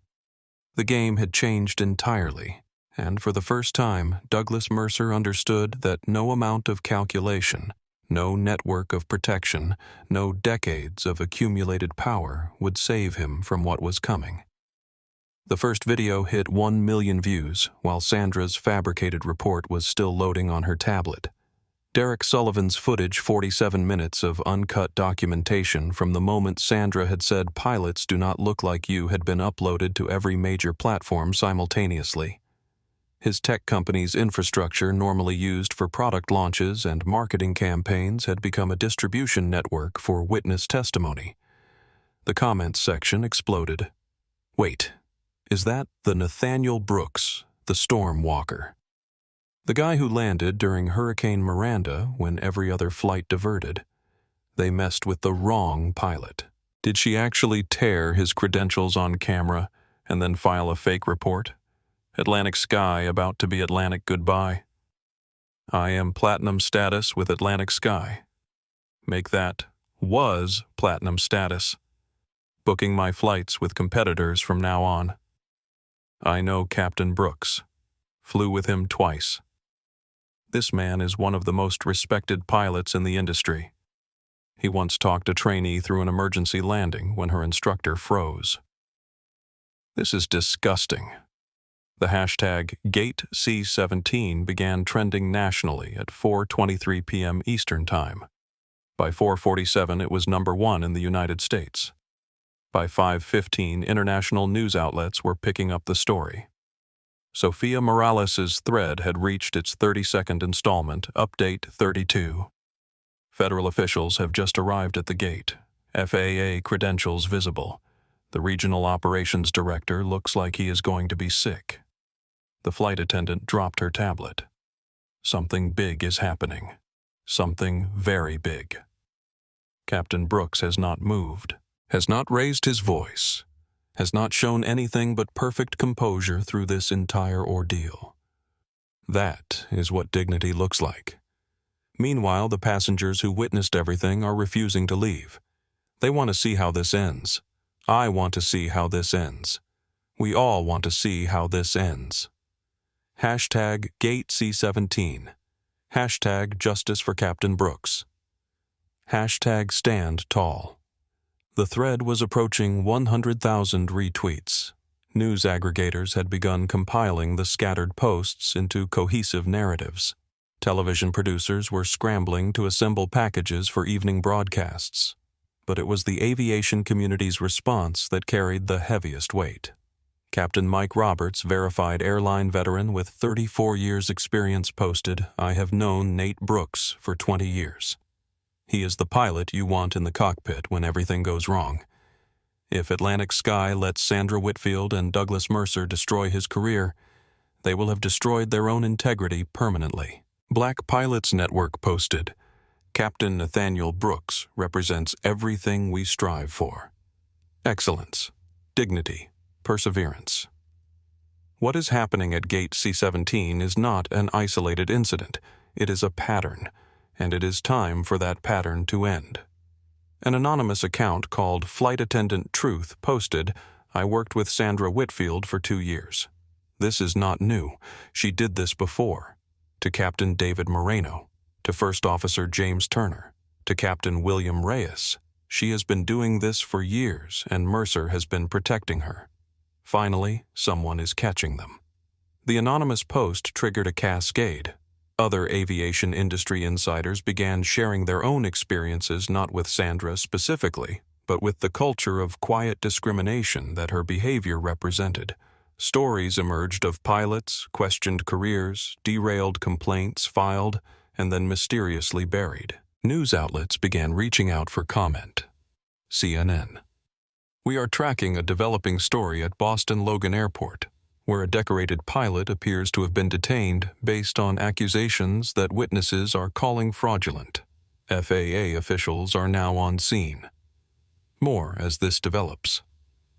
The New York Times Captain Nathaniel Brooks, a 22-year aviation veteran and decorated Air Force pilot, was allegedly accused of presenting false credentials by a flight attendant who multiple witnesses say did not verify his documentation before destroying it.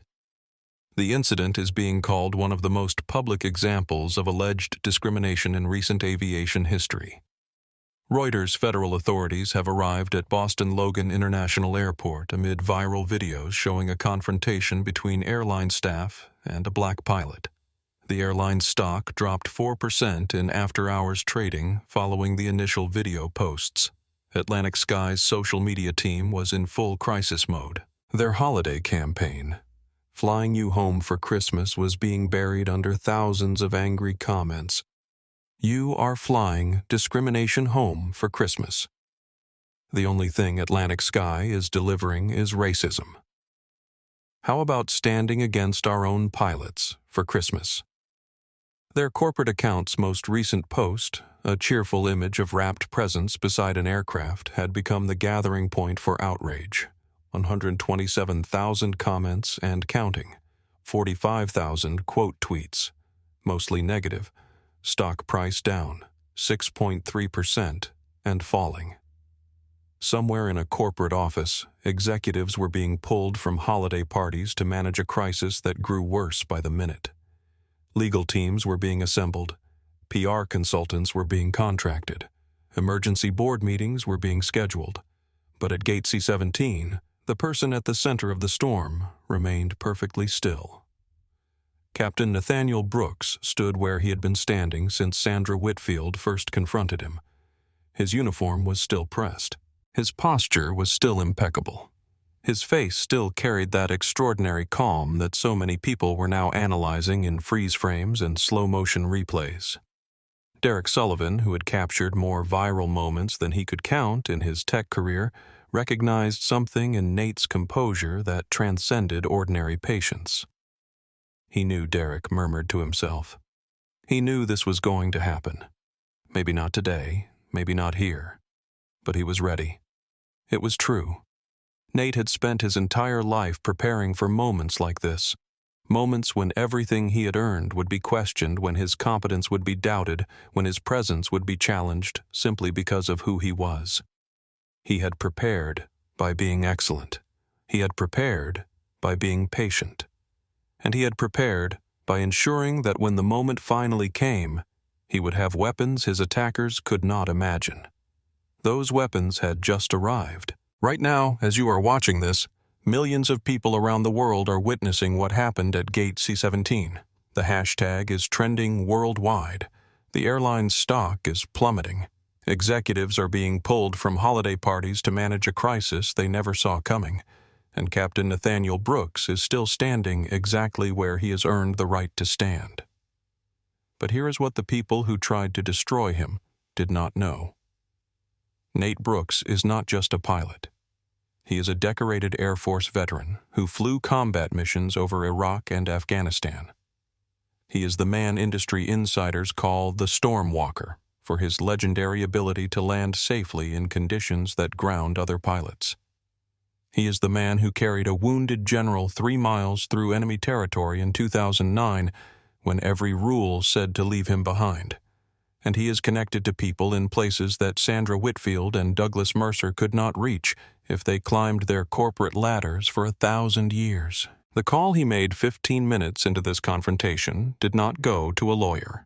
It did not go to a union representative. It went to a former JAG officer who runs a specialized practice in civil rights and aviation law, a man named Victor Reyes, who has been preparing for exactly this kind of case. Victor made calls of his own.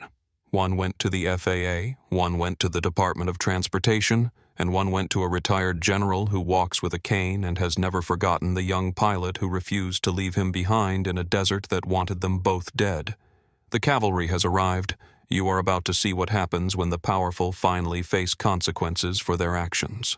But before we continue, I want you to think about something. How many times has this happened without cameras? How many pilots have been questioned, accused, and destroyed when no one was there to witness? How many careers have ended because someone's instincts were actually prejudice with a uniform? Captain Brooks was ready. He had documentation. He had connections.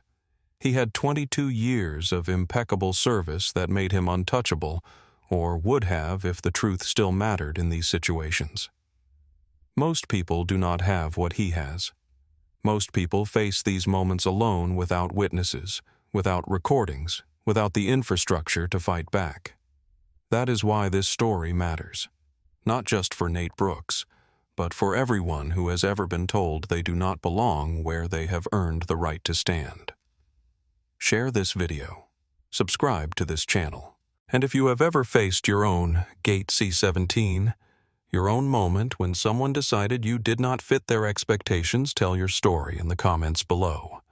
Because silence protects the people who do these things. And today at Gate C-17, silence ended. Now watch what happens next. Agent William Foster walked through Boston Logan Terminal C with the measured pace of a man who had learned that authority did not require speed. At 48, with over 2 decades of federal service behind him, he had investigated aviation incidents ranging from mechanical failures to criminal conspiracies. He had testified before Congress. He had brought down executives who believed their positions made them immune to consequences.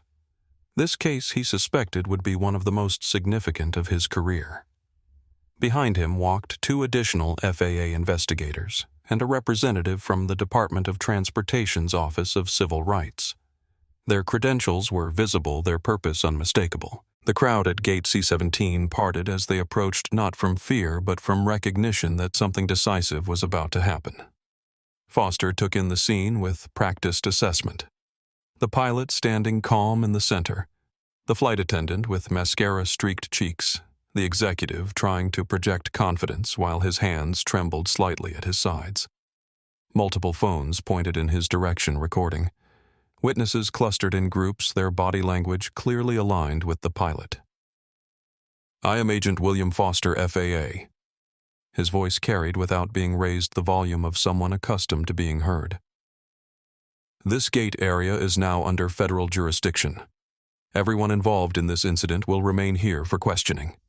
Douglas Mercer stepped forward, his executive reflexes defaulting to negotiation. "Agent Foster, I am sure we can resolve this through proper channels. These are the proper channels, Mr. Mercer." Foster's gaze did not waver. "You can cooperate or you can be detained. Your choice. I recommend cooperation." Something in Foster's tone, a cold certainty that carried the weight of authority Mercer could not match, stopped the executive's protest before it fully formed. Foster turned to Nate. "Captain Brooks, Agent Foster, I believe you have something for us. Nate nodded.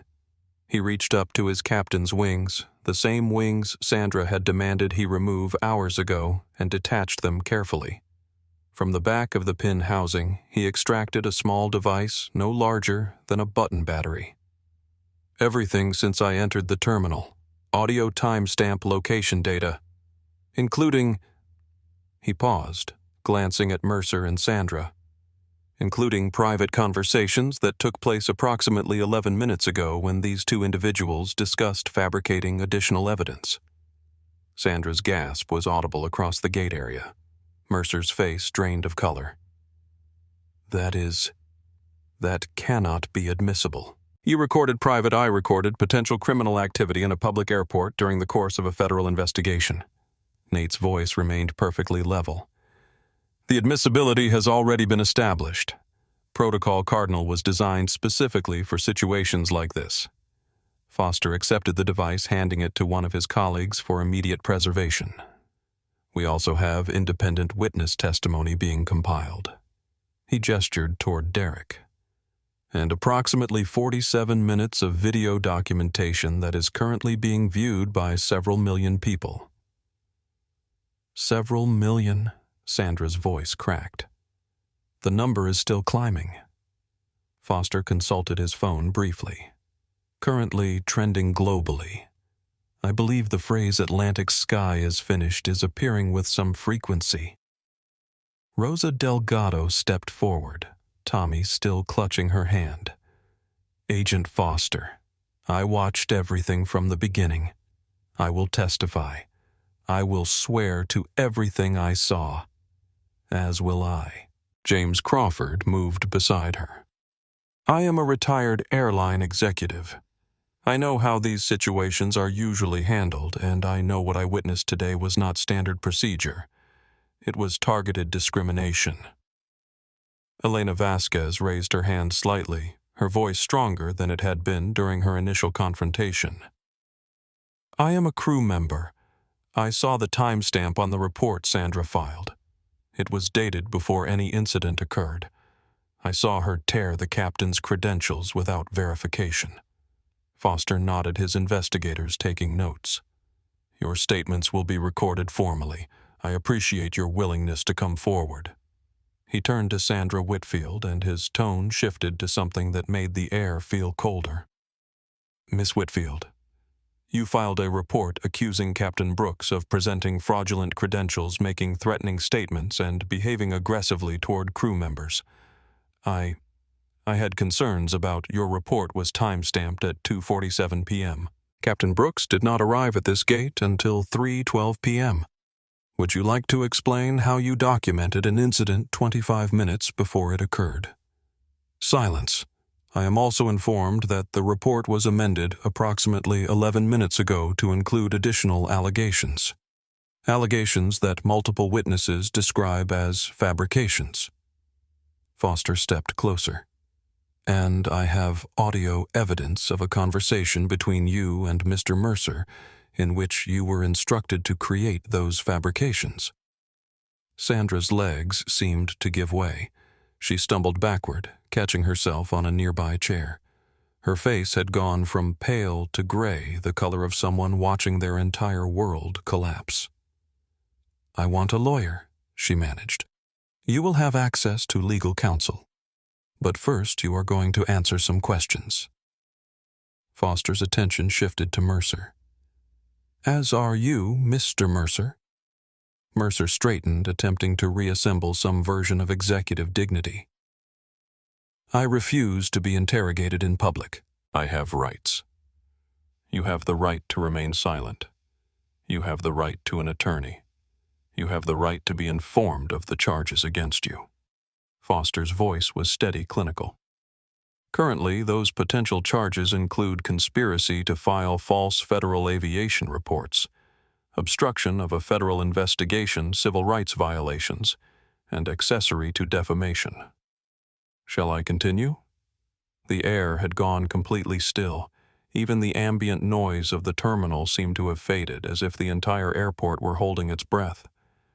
Ryan Mitchell stood beside his captain, his face showing the awe of a young man watching something he would remember for the rest of his life. "They actually did it," he whispered. "They actually got caught." "They always get caught. Eventually," Nate replied quietly. "The question is whether anyone is there to document it when it happens." Derek Sullivan lowered his phone for the first time in nearly an hour. His footage was complete. The story had told itself. What remained was resolution, the part of the narrative that so many similar stories never reached. Foster issued instructions to his team: secure the evidence, begin formal witness interviews, coordinate with terminal security for holding areas. The machinery of federal investigation began to turn efficient and unstoppable. Then he turned back to Nate. "Captain Brooks, based on the preliminary evidence, you will not be subject to any suspension or disciplinary action. Your credentials are confirmed valid. Your conduct throughout this incident has been exemplary." Nate nodded slightly. "Thank you, Agent Foster. There is someone who wanted me to pass along a message." Foster's voice softened slightly. "General Patterson sends his regards. He said to tell you that some debts can never be fully repaid, but watching that video reminded him of why he is still grateful every day." For the first time since the confrontation began, something shifted in Nate's expression. Not triumph, something closer to peace. The acknowledgement of a bond forged in blood and sand, still strong after all these years. "Tell him," Nate said quietly, "that we are even. We have always been even." Foster nodded. "I will pass that along." Across the gate area, the crowd that had gathered, witnesses, passengers, bystanders who had stopped to watch history unfold, began to understand that what they had witnessed was not just a confrontation. It was a turning point, a moment when the usual script had been rewritten, when power had been held accountable, when dignity had prevailed. And it had happened 3 days before Christmas in a terminal decorated with lights and ribbons and the promise of peace on Earth. Sometimes peace had to be fought for. Sometimes it arrived through courage. And sometimes it wore the wings of a pilot who refused to be broken. The click of authoritative heels announced her arrival before anyone saw her face. Captain Diana Lawson strode through the terminal with the bearing of a woman who had spent 28 years commanding aircraft and the people who flew them. At 52, she was Atlantic Sky's chief pilot, the highest-ranking flight officer in the company, answerable only to the CEO himself. She had been pulled from a holiday dinner with her family, briefed during the 20-minute drive to the airport, and shown the viral video that was currently destroying her airline's reputation in real time. Her first thought, how did we let this happen? Her second thought, how do we fix it? Her third thought, watching Sandra Whitfield's smug smile freeze-framed on her phone. Someone is going to pay for this. The crowd recognized her immediately. Her 4 stripes, matching Nate's, carried the weight of ultimate flight authority. Passengers who had been angry and confused suddenly felt something else, the presence of accountability arriving. Captain Brooks. Her voice carried the crispness of flight deck communication, no wasted words, maximum clarity. Captain Lawson. Their eyes met across the chaos of Gate C-17. 2 pilots. 2 decades of service each. 2 people who understood the weight of wings and the responsibility they represented. "I have reviewed everything," Lawson continued. "The flight data, the documentation, the footage that is currently playing on every news network in the country." She paused. "Your credentials are valid. Your record is impeccable. You should be in a cockpit right now, not surrounded by security." "I agree." Lawson turned to face Sandra Whitfield, or what remained of Sandra Whitfield's composure. The flight attendant stood between 2 federal investigators, her face a mask of barely controlled panic. "Miss Whitfield, you are suspended immediately pending full investigation." Lawson's voice carried no emotion, only finality. "You will surrender your badge, your company ID, and all airline-issued equipment before leaving this terminal." "You cannot," Sandra started. "I can, and I have." The CEO authorized my actions during my drive here. You may appeal through proper channels, but until this investigation is complete, you do not represent Atlantic Sky Airlines in any capacity." Sandra's mouth opened and closed, but no words emerged. Her world had narrowed to a single crushing reality. Everything she had built, everything she had gotten away with, everything she believed she could continue to do with impunity, all of it was ending in public humiliation. Lawson turned to Douglas Mercer. "You too, Douglas." "Diana, this is an overreaction. It is an appropriate reaction to what I have seen on video. It is an appropriate reaction to witness testimony describing coordinated discrimination. And it is an appropriate reaction to the federal investigation that is about to tear through your division's records for the past 10 years. Her eyes held his. "How many pilots, Douglas? How many careers? How many people did you and Sandra destroy while the rest of us looked the other way?" Mercer said nothing. For once, his executive smoothness had deserted him completely. "I will tell you the number," Lawson continued, "because I have been on the phone with investigators for the past 20 minutes. They are already pulling files. 3 confirmed. Possibly more. Captain David Moreno demoted after Sandra's complaint. No corroborating evidence ever found. First Officer James Turner terminated complaint originated from Sandra. Captain William Reyes forced into early retirement after documented patterns of complaints that all traced back to the same source." She stepped closer to Mercer, her voice dropping but still audible to the surrounding witnesses. "You protected her every single time. You buried the complaints. You made the problems disappear. And you thought no one would ever connect the dots. I was managing situations. You were destroying people. There is a difference."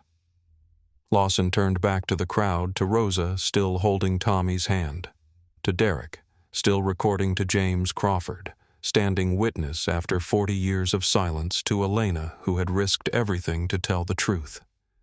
On behalf of Atlantic Sky Airlines, she said, her voice carrying across the gate area. "I apologize for what you witnessed today. This behavior does not represent our values. It does not represent the thousands of employees who serve with integrity, and it will not be tolerated." She looked at Nate. "Captain Brooks, are you prepared to fly?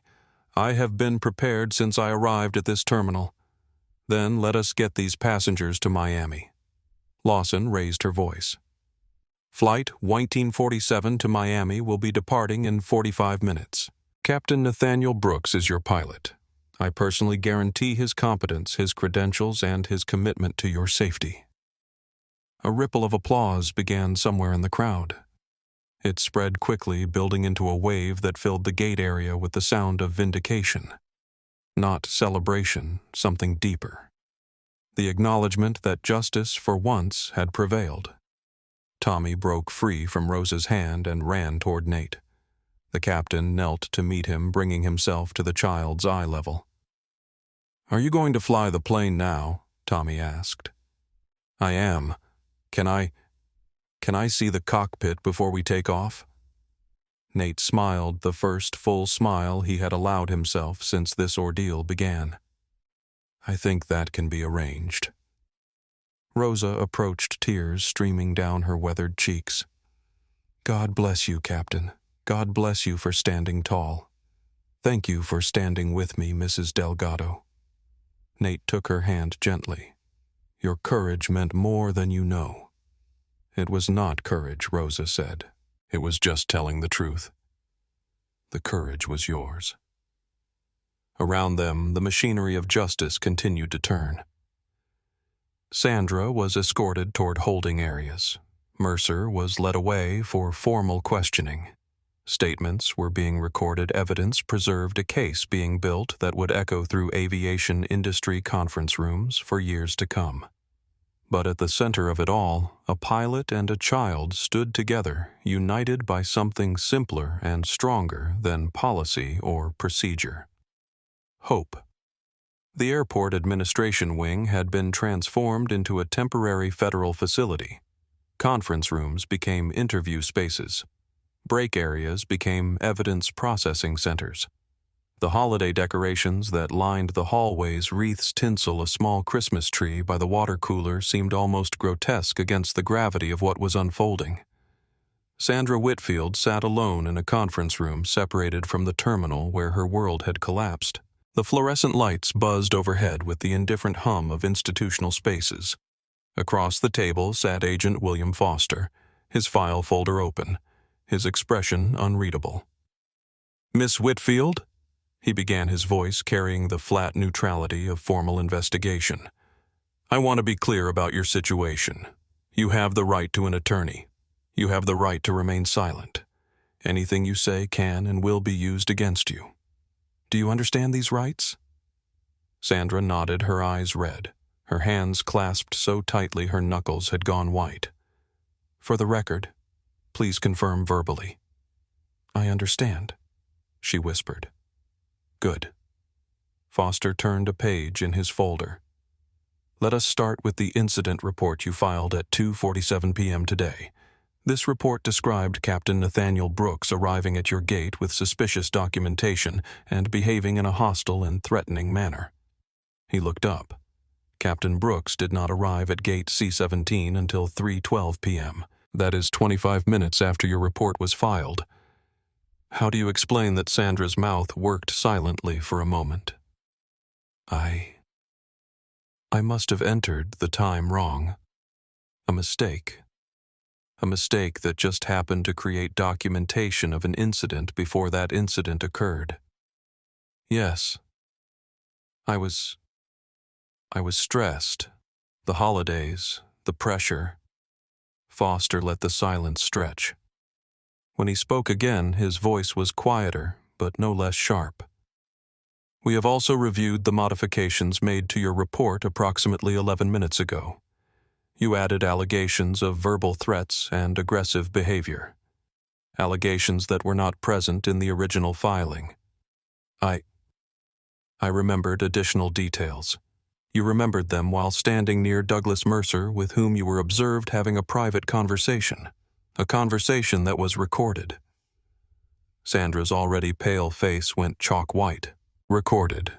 Captain Brooks was wearing a device provided by a federal task force investigating discrimination in commercial aviation. Audio recording timestamp synchronized to federal servers admissible in court. Foster closed his folder. "We have you on tape being instructed by your supervisor to fabricate evidence." The sound Sandra made was somewhere between a gasp and a sob. Her composed facade already cracked, shattered completely. I was not trying to." Her voice fragmented. "Douglas told me. He said it was how things were done. Explain that statement, please." And she did. Haltingly, tearfully, desperately, the dam that had held back years of complicity burst open under the weight of federal consequence. Douglas Mercer had identified her years ago. She had a talent, he said, a willingness to act. There were certain pilots who did not fit the culture, who needed to be managed, who would be better off in different positions or different airlines entirely. He never used explicit language. He did not have to. Sandra had understood. Sandra had delivered. Captain David Moreno. First Officer James Turner. Captain William Reyes. 3 pilots whose careers had been destroyed through the same process, Sandra raising concerns, filing reports, creating documentation that built cases over time. Mercer providing cover-burying counter-complaints, ensuring that her targets never had the institutional support to fight back. "I thought I was protecting the airline," Sandra said, her voice barely audible. "That is what Douglas always said. We were protecting the brand, maintaining standards." "Standards," Foster repeated. Were these standards applied equally to all crew members? The silence that followed was answer enough. In an adjacent conference room, Douglas Mercer faced a different interrogator.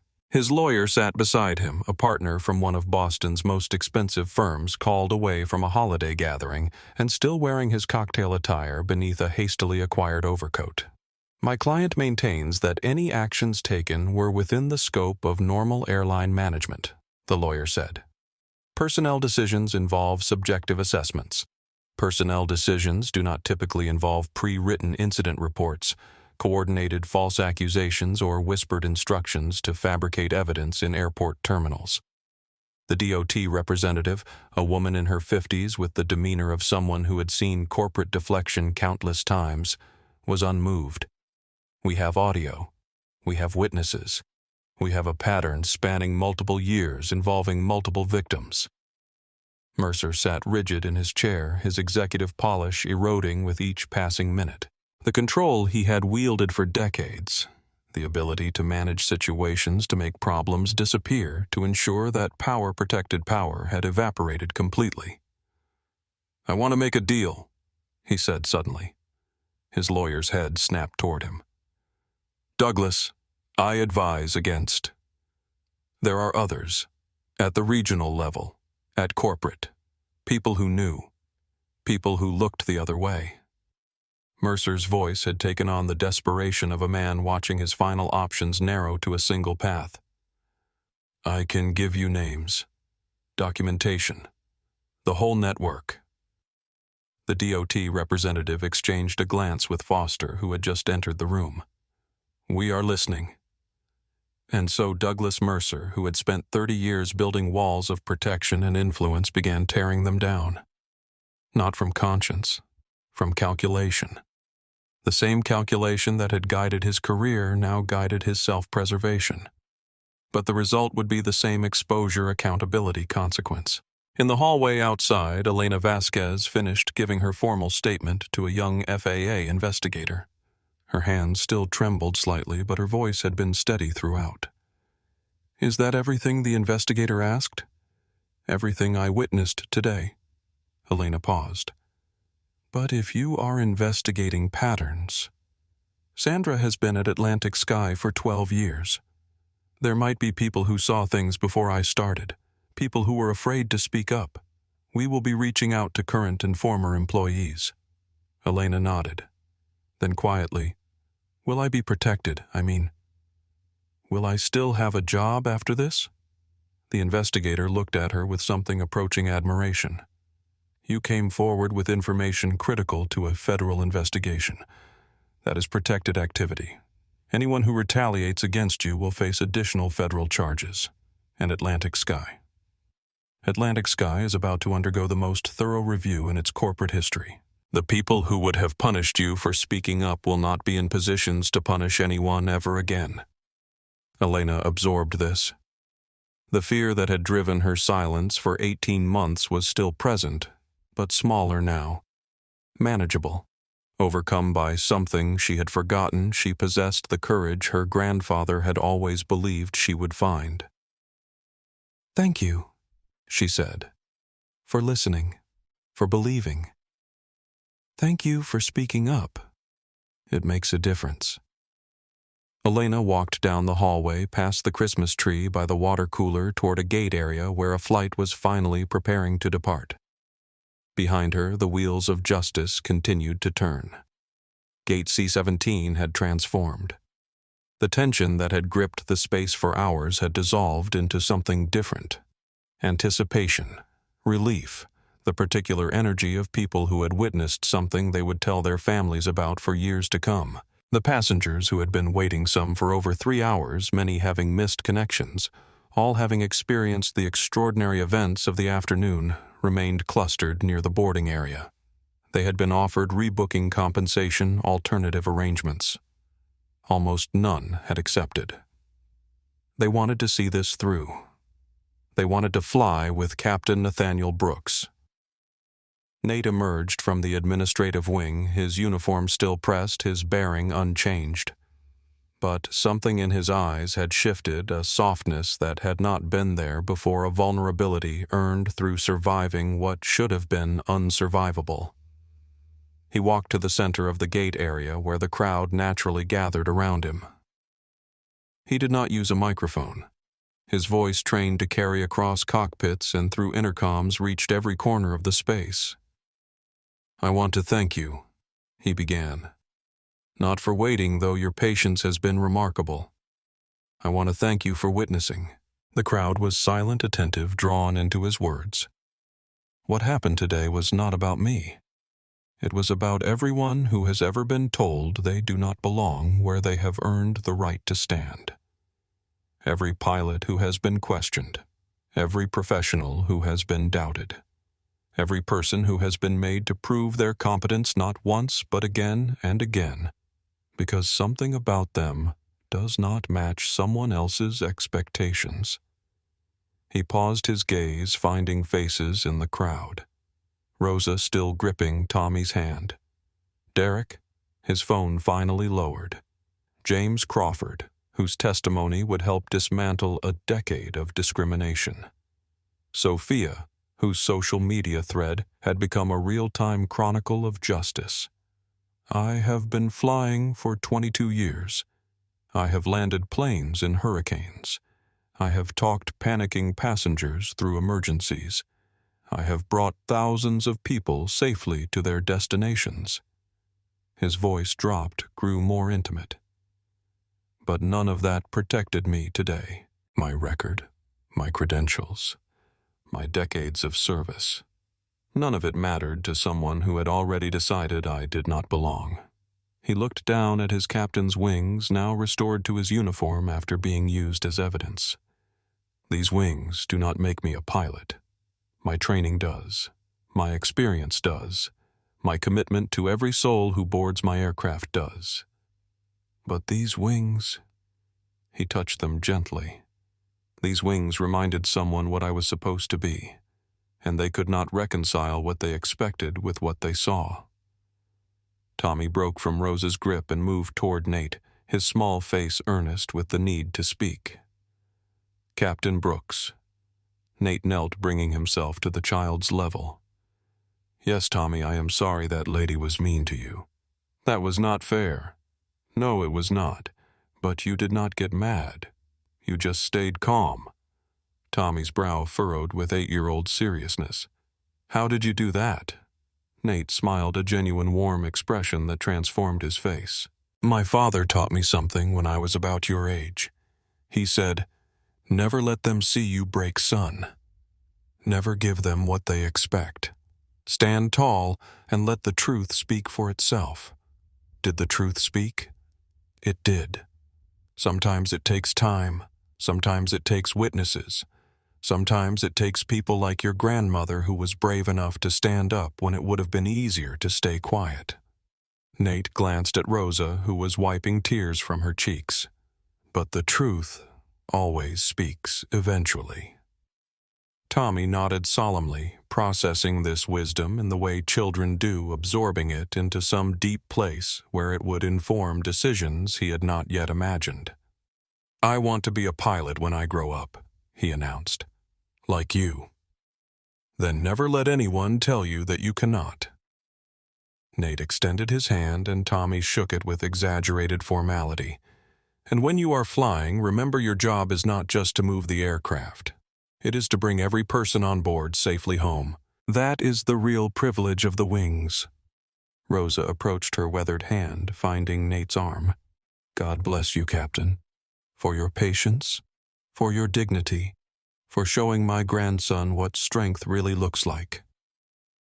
God blessed me with witnesses today, Mrs. Delgado. You were one of them." Nate covered her hand with his own. "Your courage meant more than you know." "It was not courage," Rosa repeated what she had said earlier. "It was just telling the truth. Sometimes that is the bravest thing anyone can do." Around them, the crowd began to move toward the boarding area.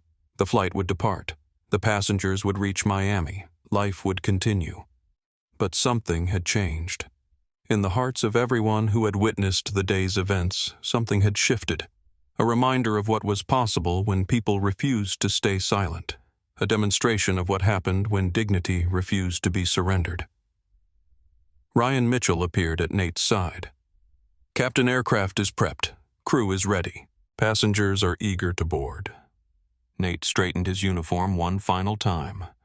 Then let us get these people home for Christmas. The jet bridge stretched before Nate like a tunnel from one world to another.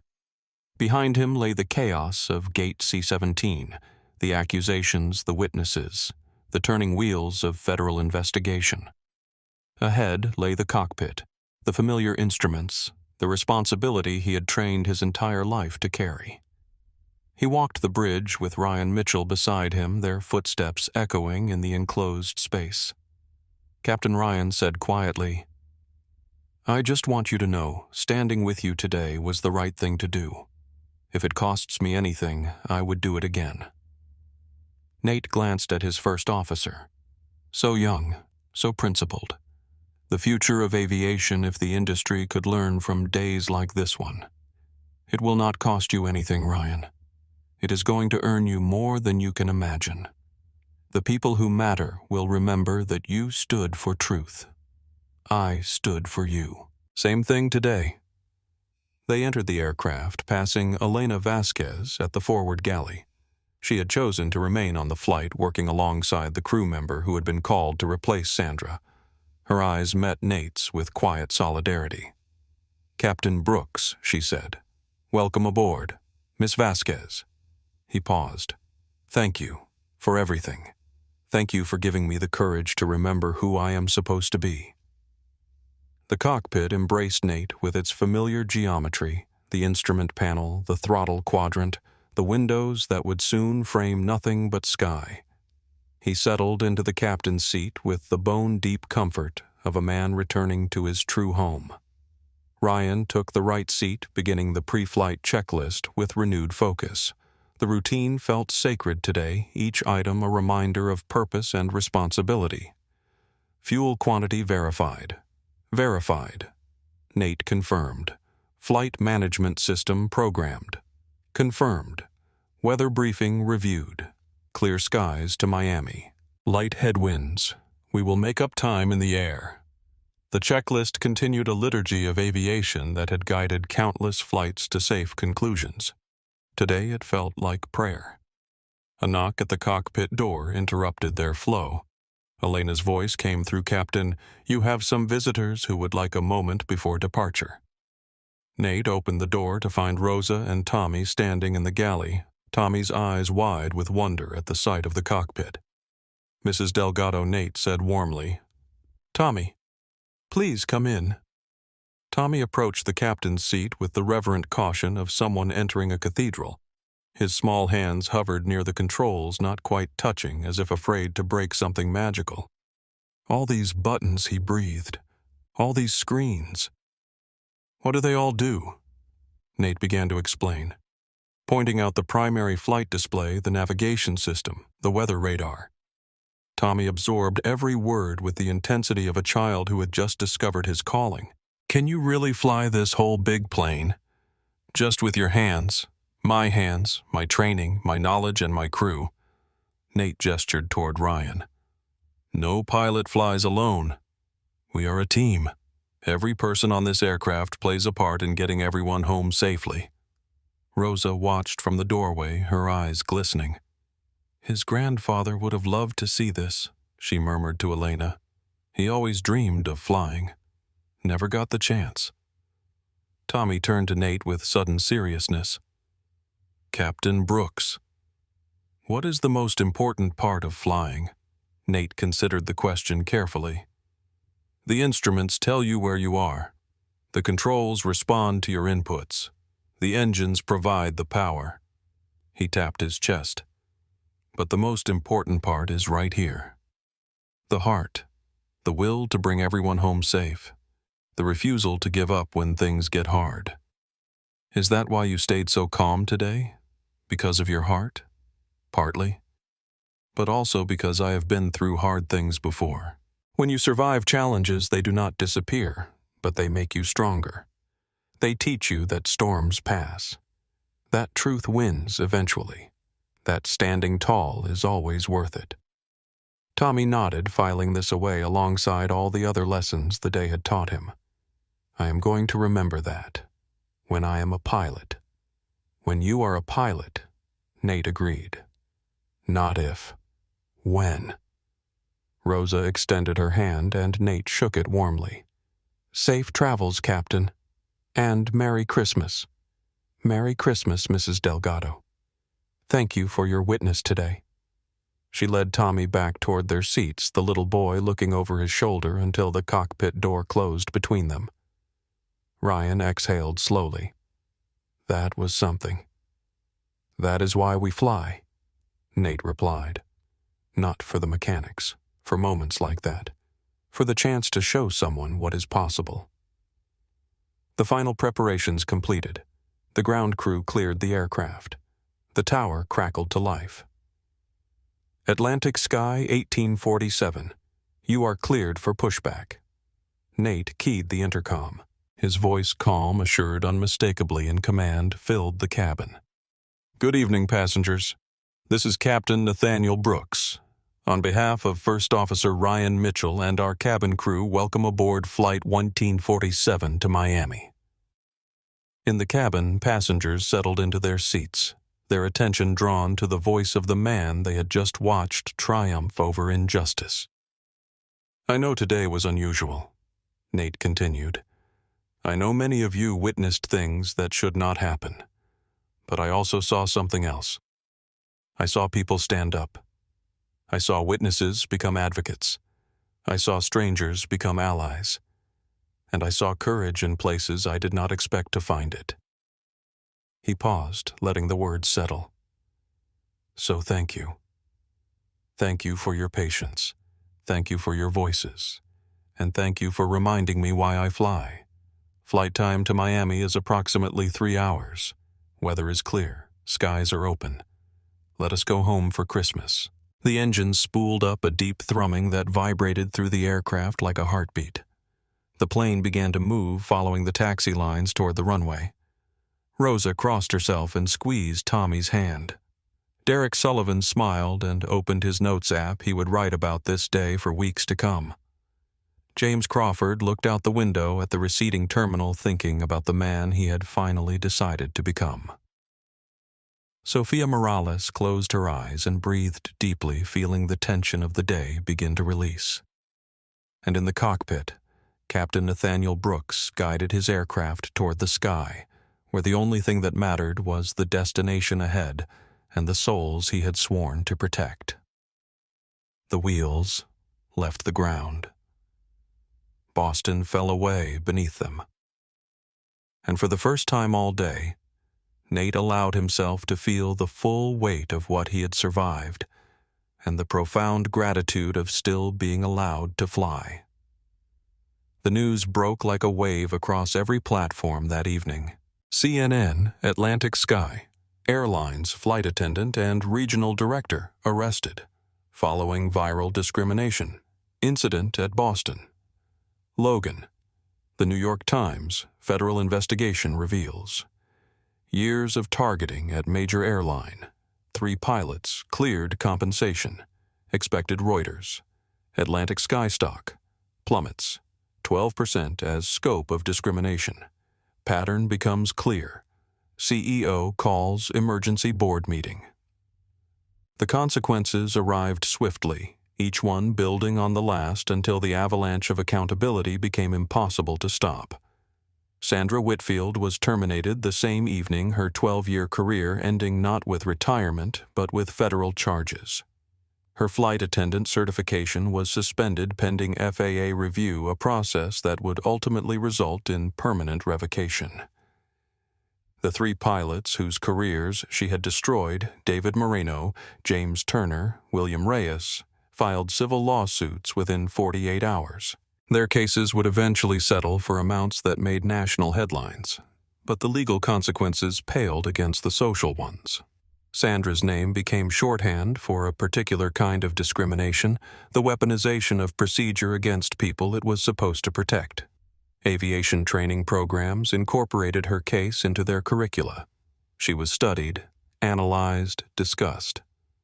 The smug confidence that had defined her career was replaced by an infamy she could never escape. Douglas Mercer's fall was even more spectacular. His cooperation with investigators bought him a reduced sentence, but not redemption. The network he revealed executives who had looked the other way, HR managers who had buried complaints, legal staff who had crafted language to obscure discrimination behind policy, all of it unraveled in the weeks that followed.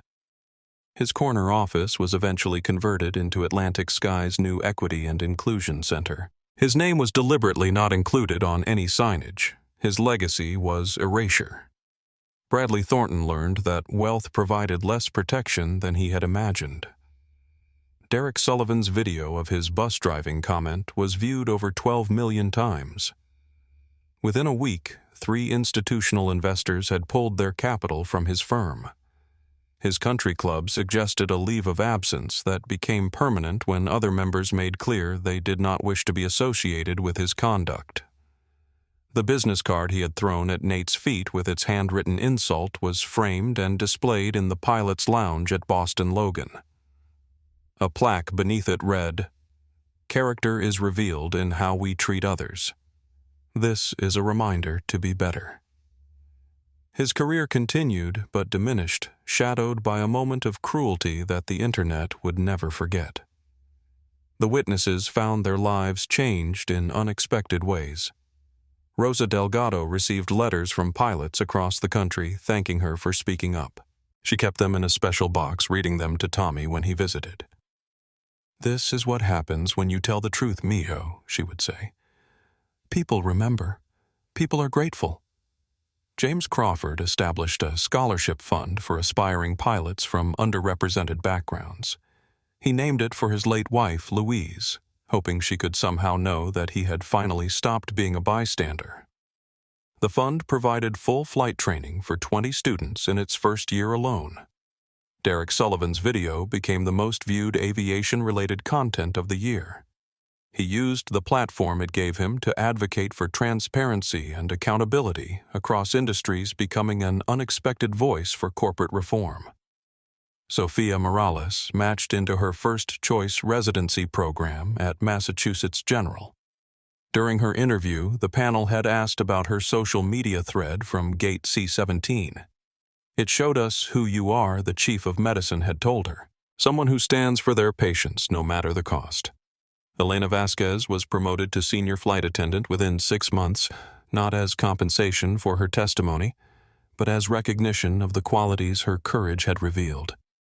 She became a mentor to new crew members, teaching them that integrity mattered more than self-preservation.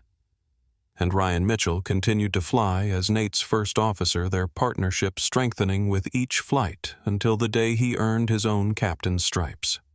At his promotion ceremony, he publicly thanked Nate for showing him what leadership truly meant. Christmas Day arrived 3 days later. The storm had passed. The consequences continued to unfold. But in a small house in Atlanta, Georgia, none of that mattered. Nate sat beside his mother, Grace Brooks, now 78 years old, in the living room where he had grown up. The Christmas tree in the corner was the same artificial tree she had used for 30 years. Slightly crooked, decorated with ornaments that carried decades of memories. On the mantel in a silver frame was a photograph of his father Raymond, the carpenter who had built churches with his hands and character in his son. "Your father would be so proud," Grace said, her hand finding Nate's. Her eyes were clear despite her years, her voice strong despite the emotion behind it. "I felt him with me, Mama," Nate replied quietly. "The whole time. When she tore those documents, when security closed in, when everyone was watching, I heard his voice. Never let them see you break, son." Grace squeezed his hand. "You did not break. I never will." They sat in comfortable silence, watching the Christmas lights blink on the tree, listening to carols play softly from the old radio Grace still refused to replace. A knock at the door interrupted the moment. Nate opened it to find a courier holding a small package. "Captain Nathaniel Brooks. That is me."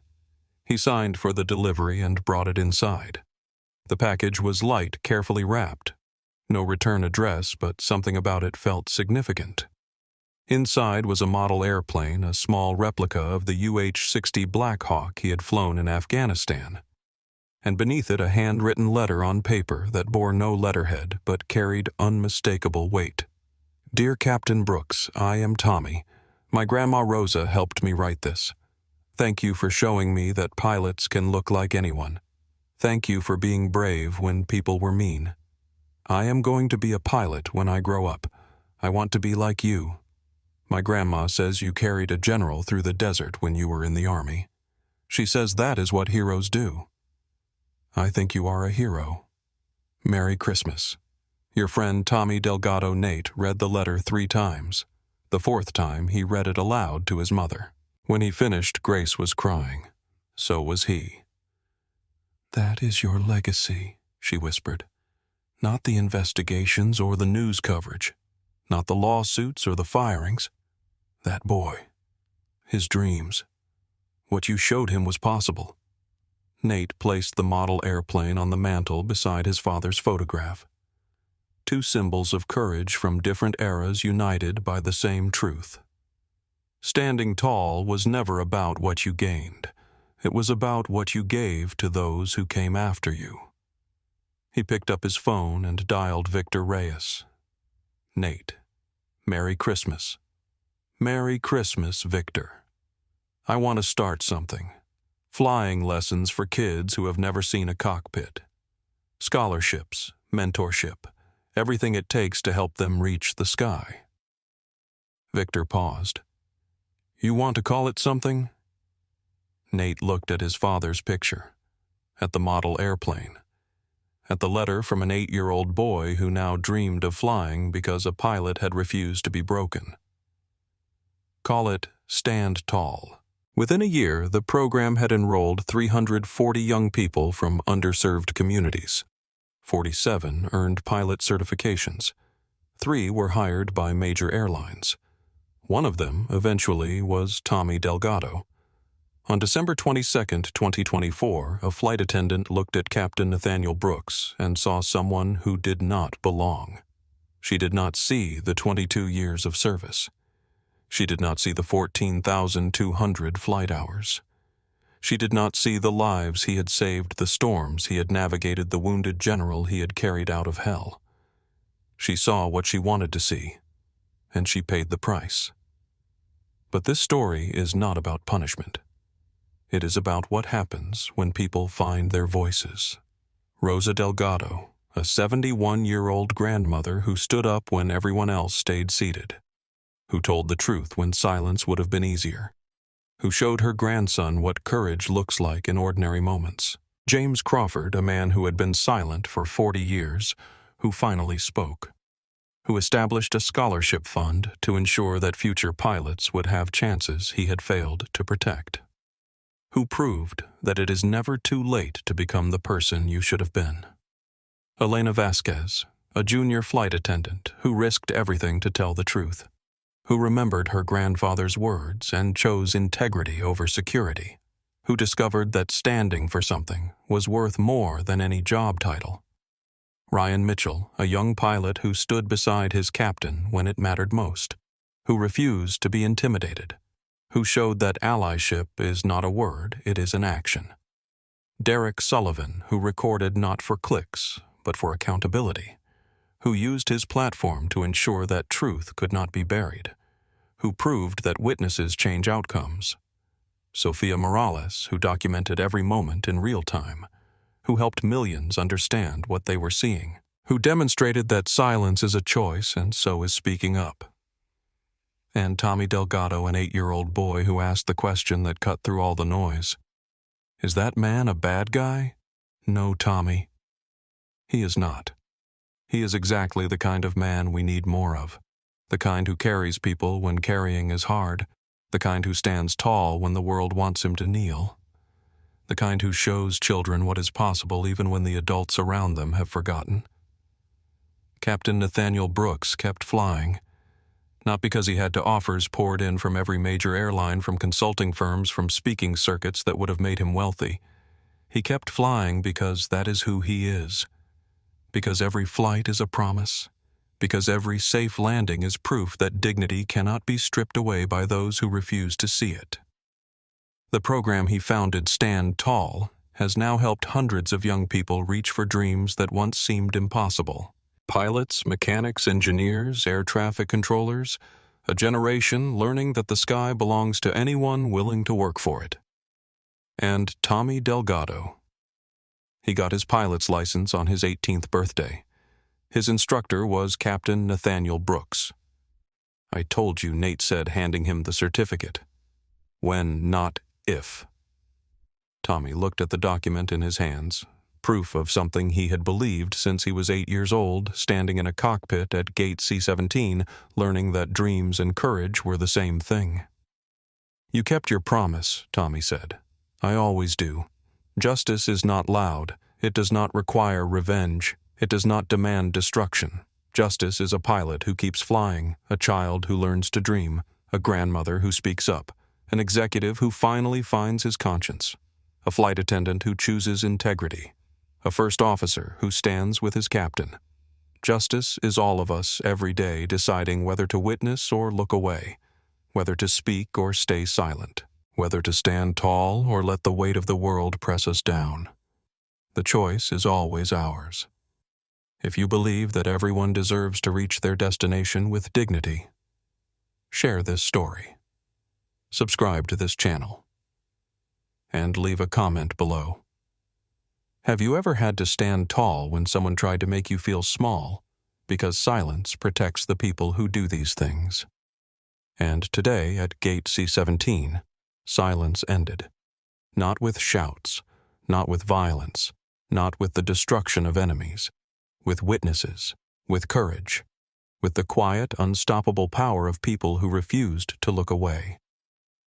Captain Nathaniel Brooks did not just survive that day in Boston. He reminded us what we are capable of when we choose to be better. Happy holidays, stand tall, and never let them see you break. Because the storm that Nate weathered was not just about one flight, it was about all of us. And it is not over yet. If this story moved you, if it made you think, if it reminded you that one person standing tall can change everything, then do 3 things right now. First, hit that like button. It takes 1 second, but it tells the algorithm that stories about justice and courage matter. Second, subscribe to this channel and turn on notifications. We tell stories like this every week. Stories about ordinary people finding extraordinary courage about moments when dignity wins against all odds. Third, share this video with someone who needs to hear it. Someone who has faced their own Gate C-17. Someone who has been told they do not belong. Someone who needs to remember that standing tall is always worth it. Drop a comment below and tell me, where are you watching from? And have you ever had a moment when you had to choose between staying silent and speaking up?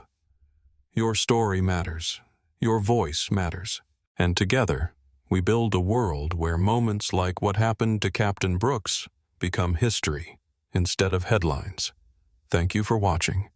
Thank you for witnessing. And remember, the sky belongs to everyone brave enough to reach for it. Stand tall.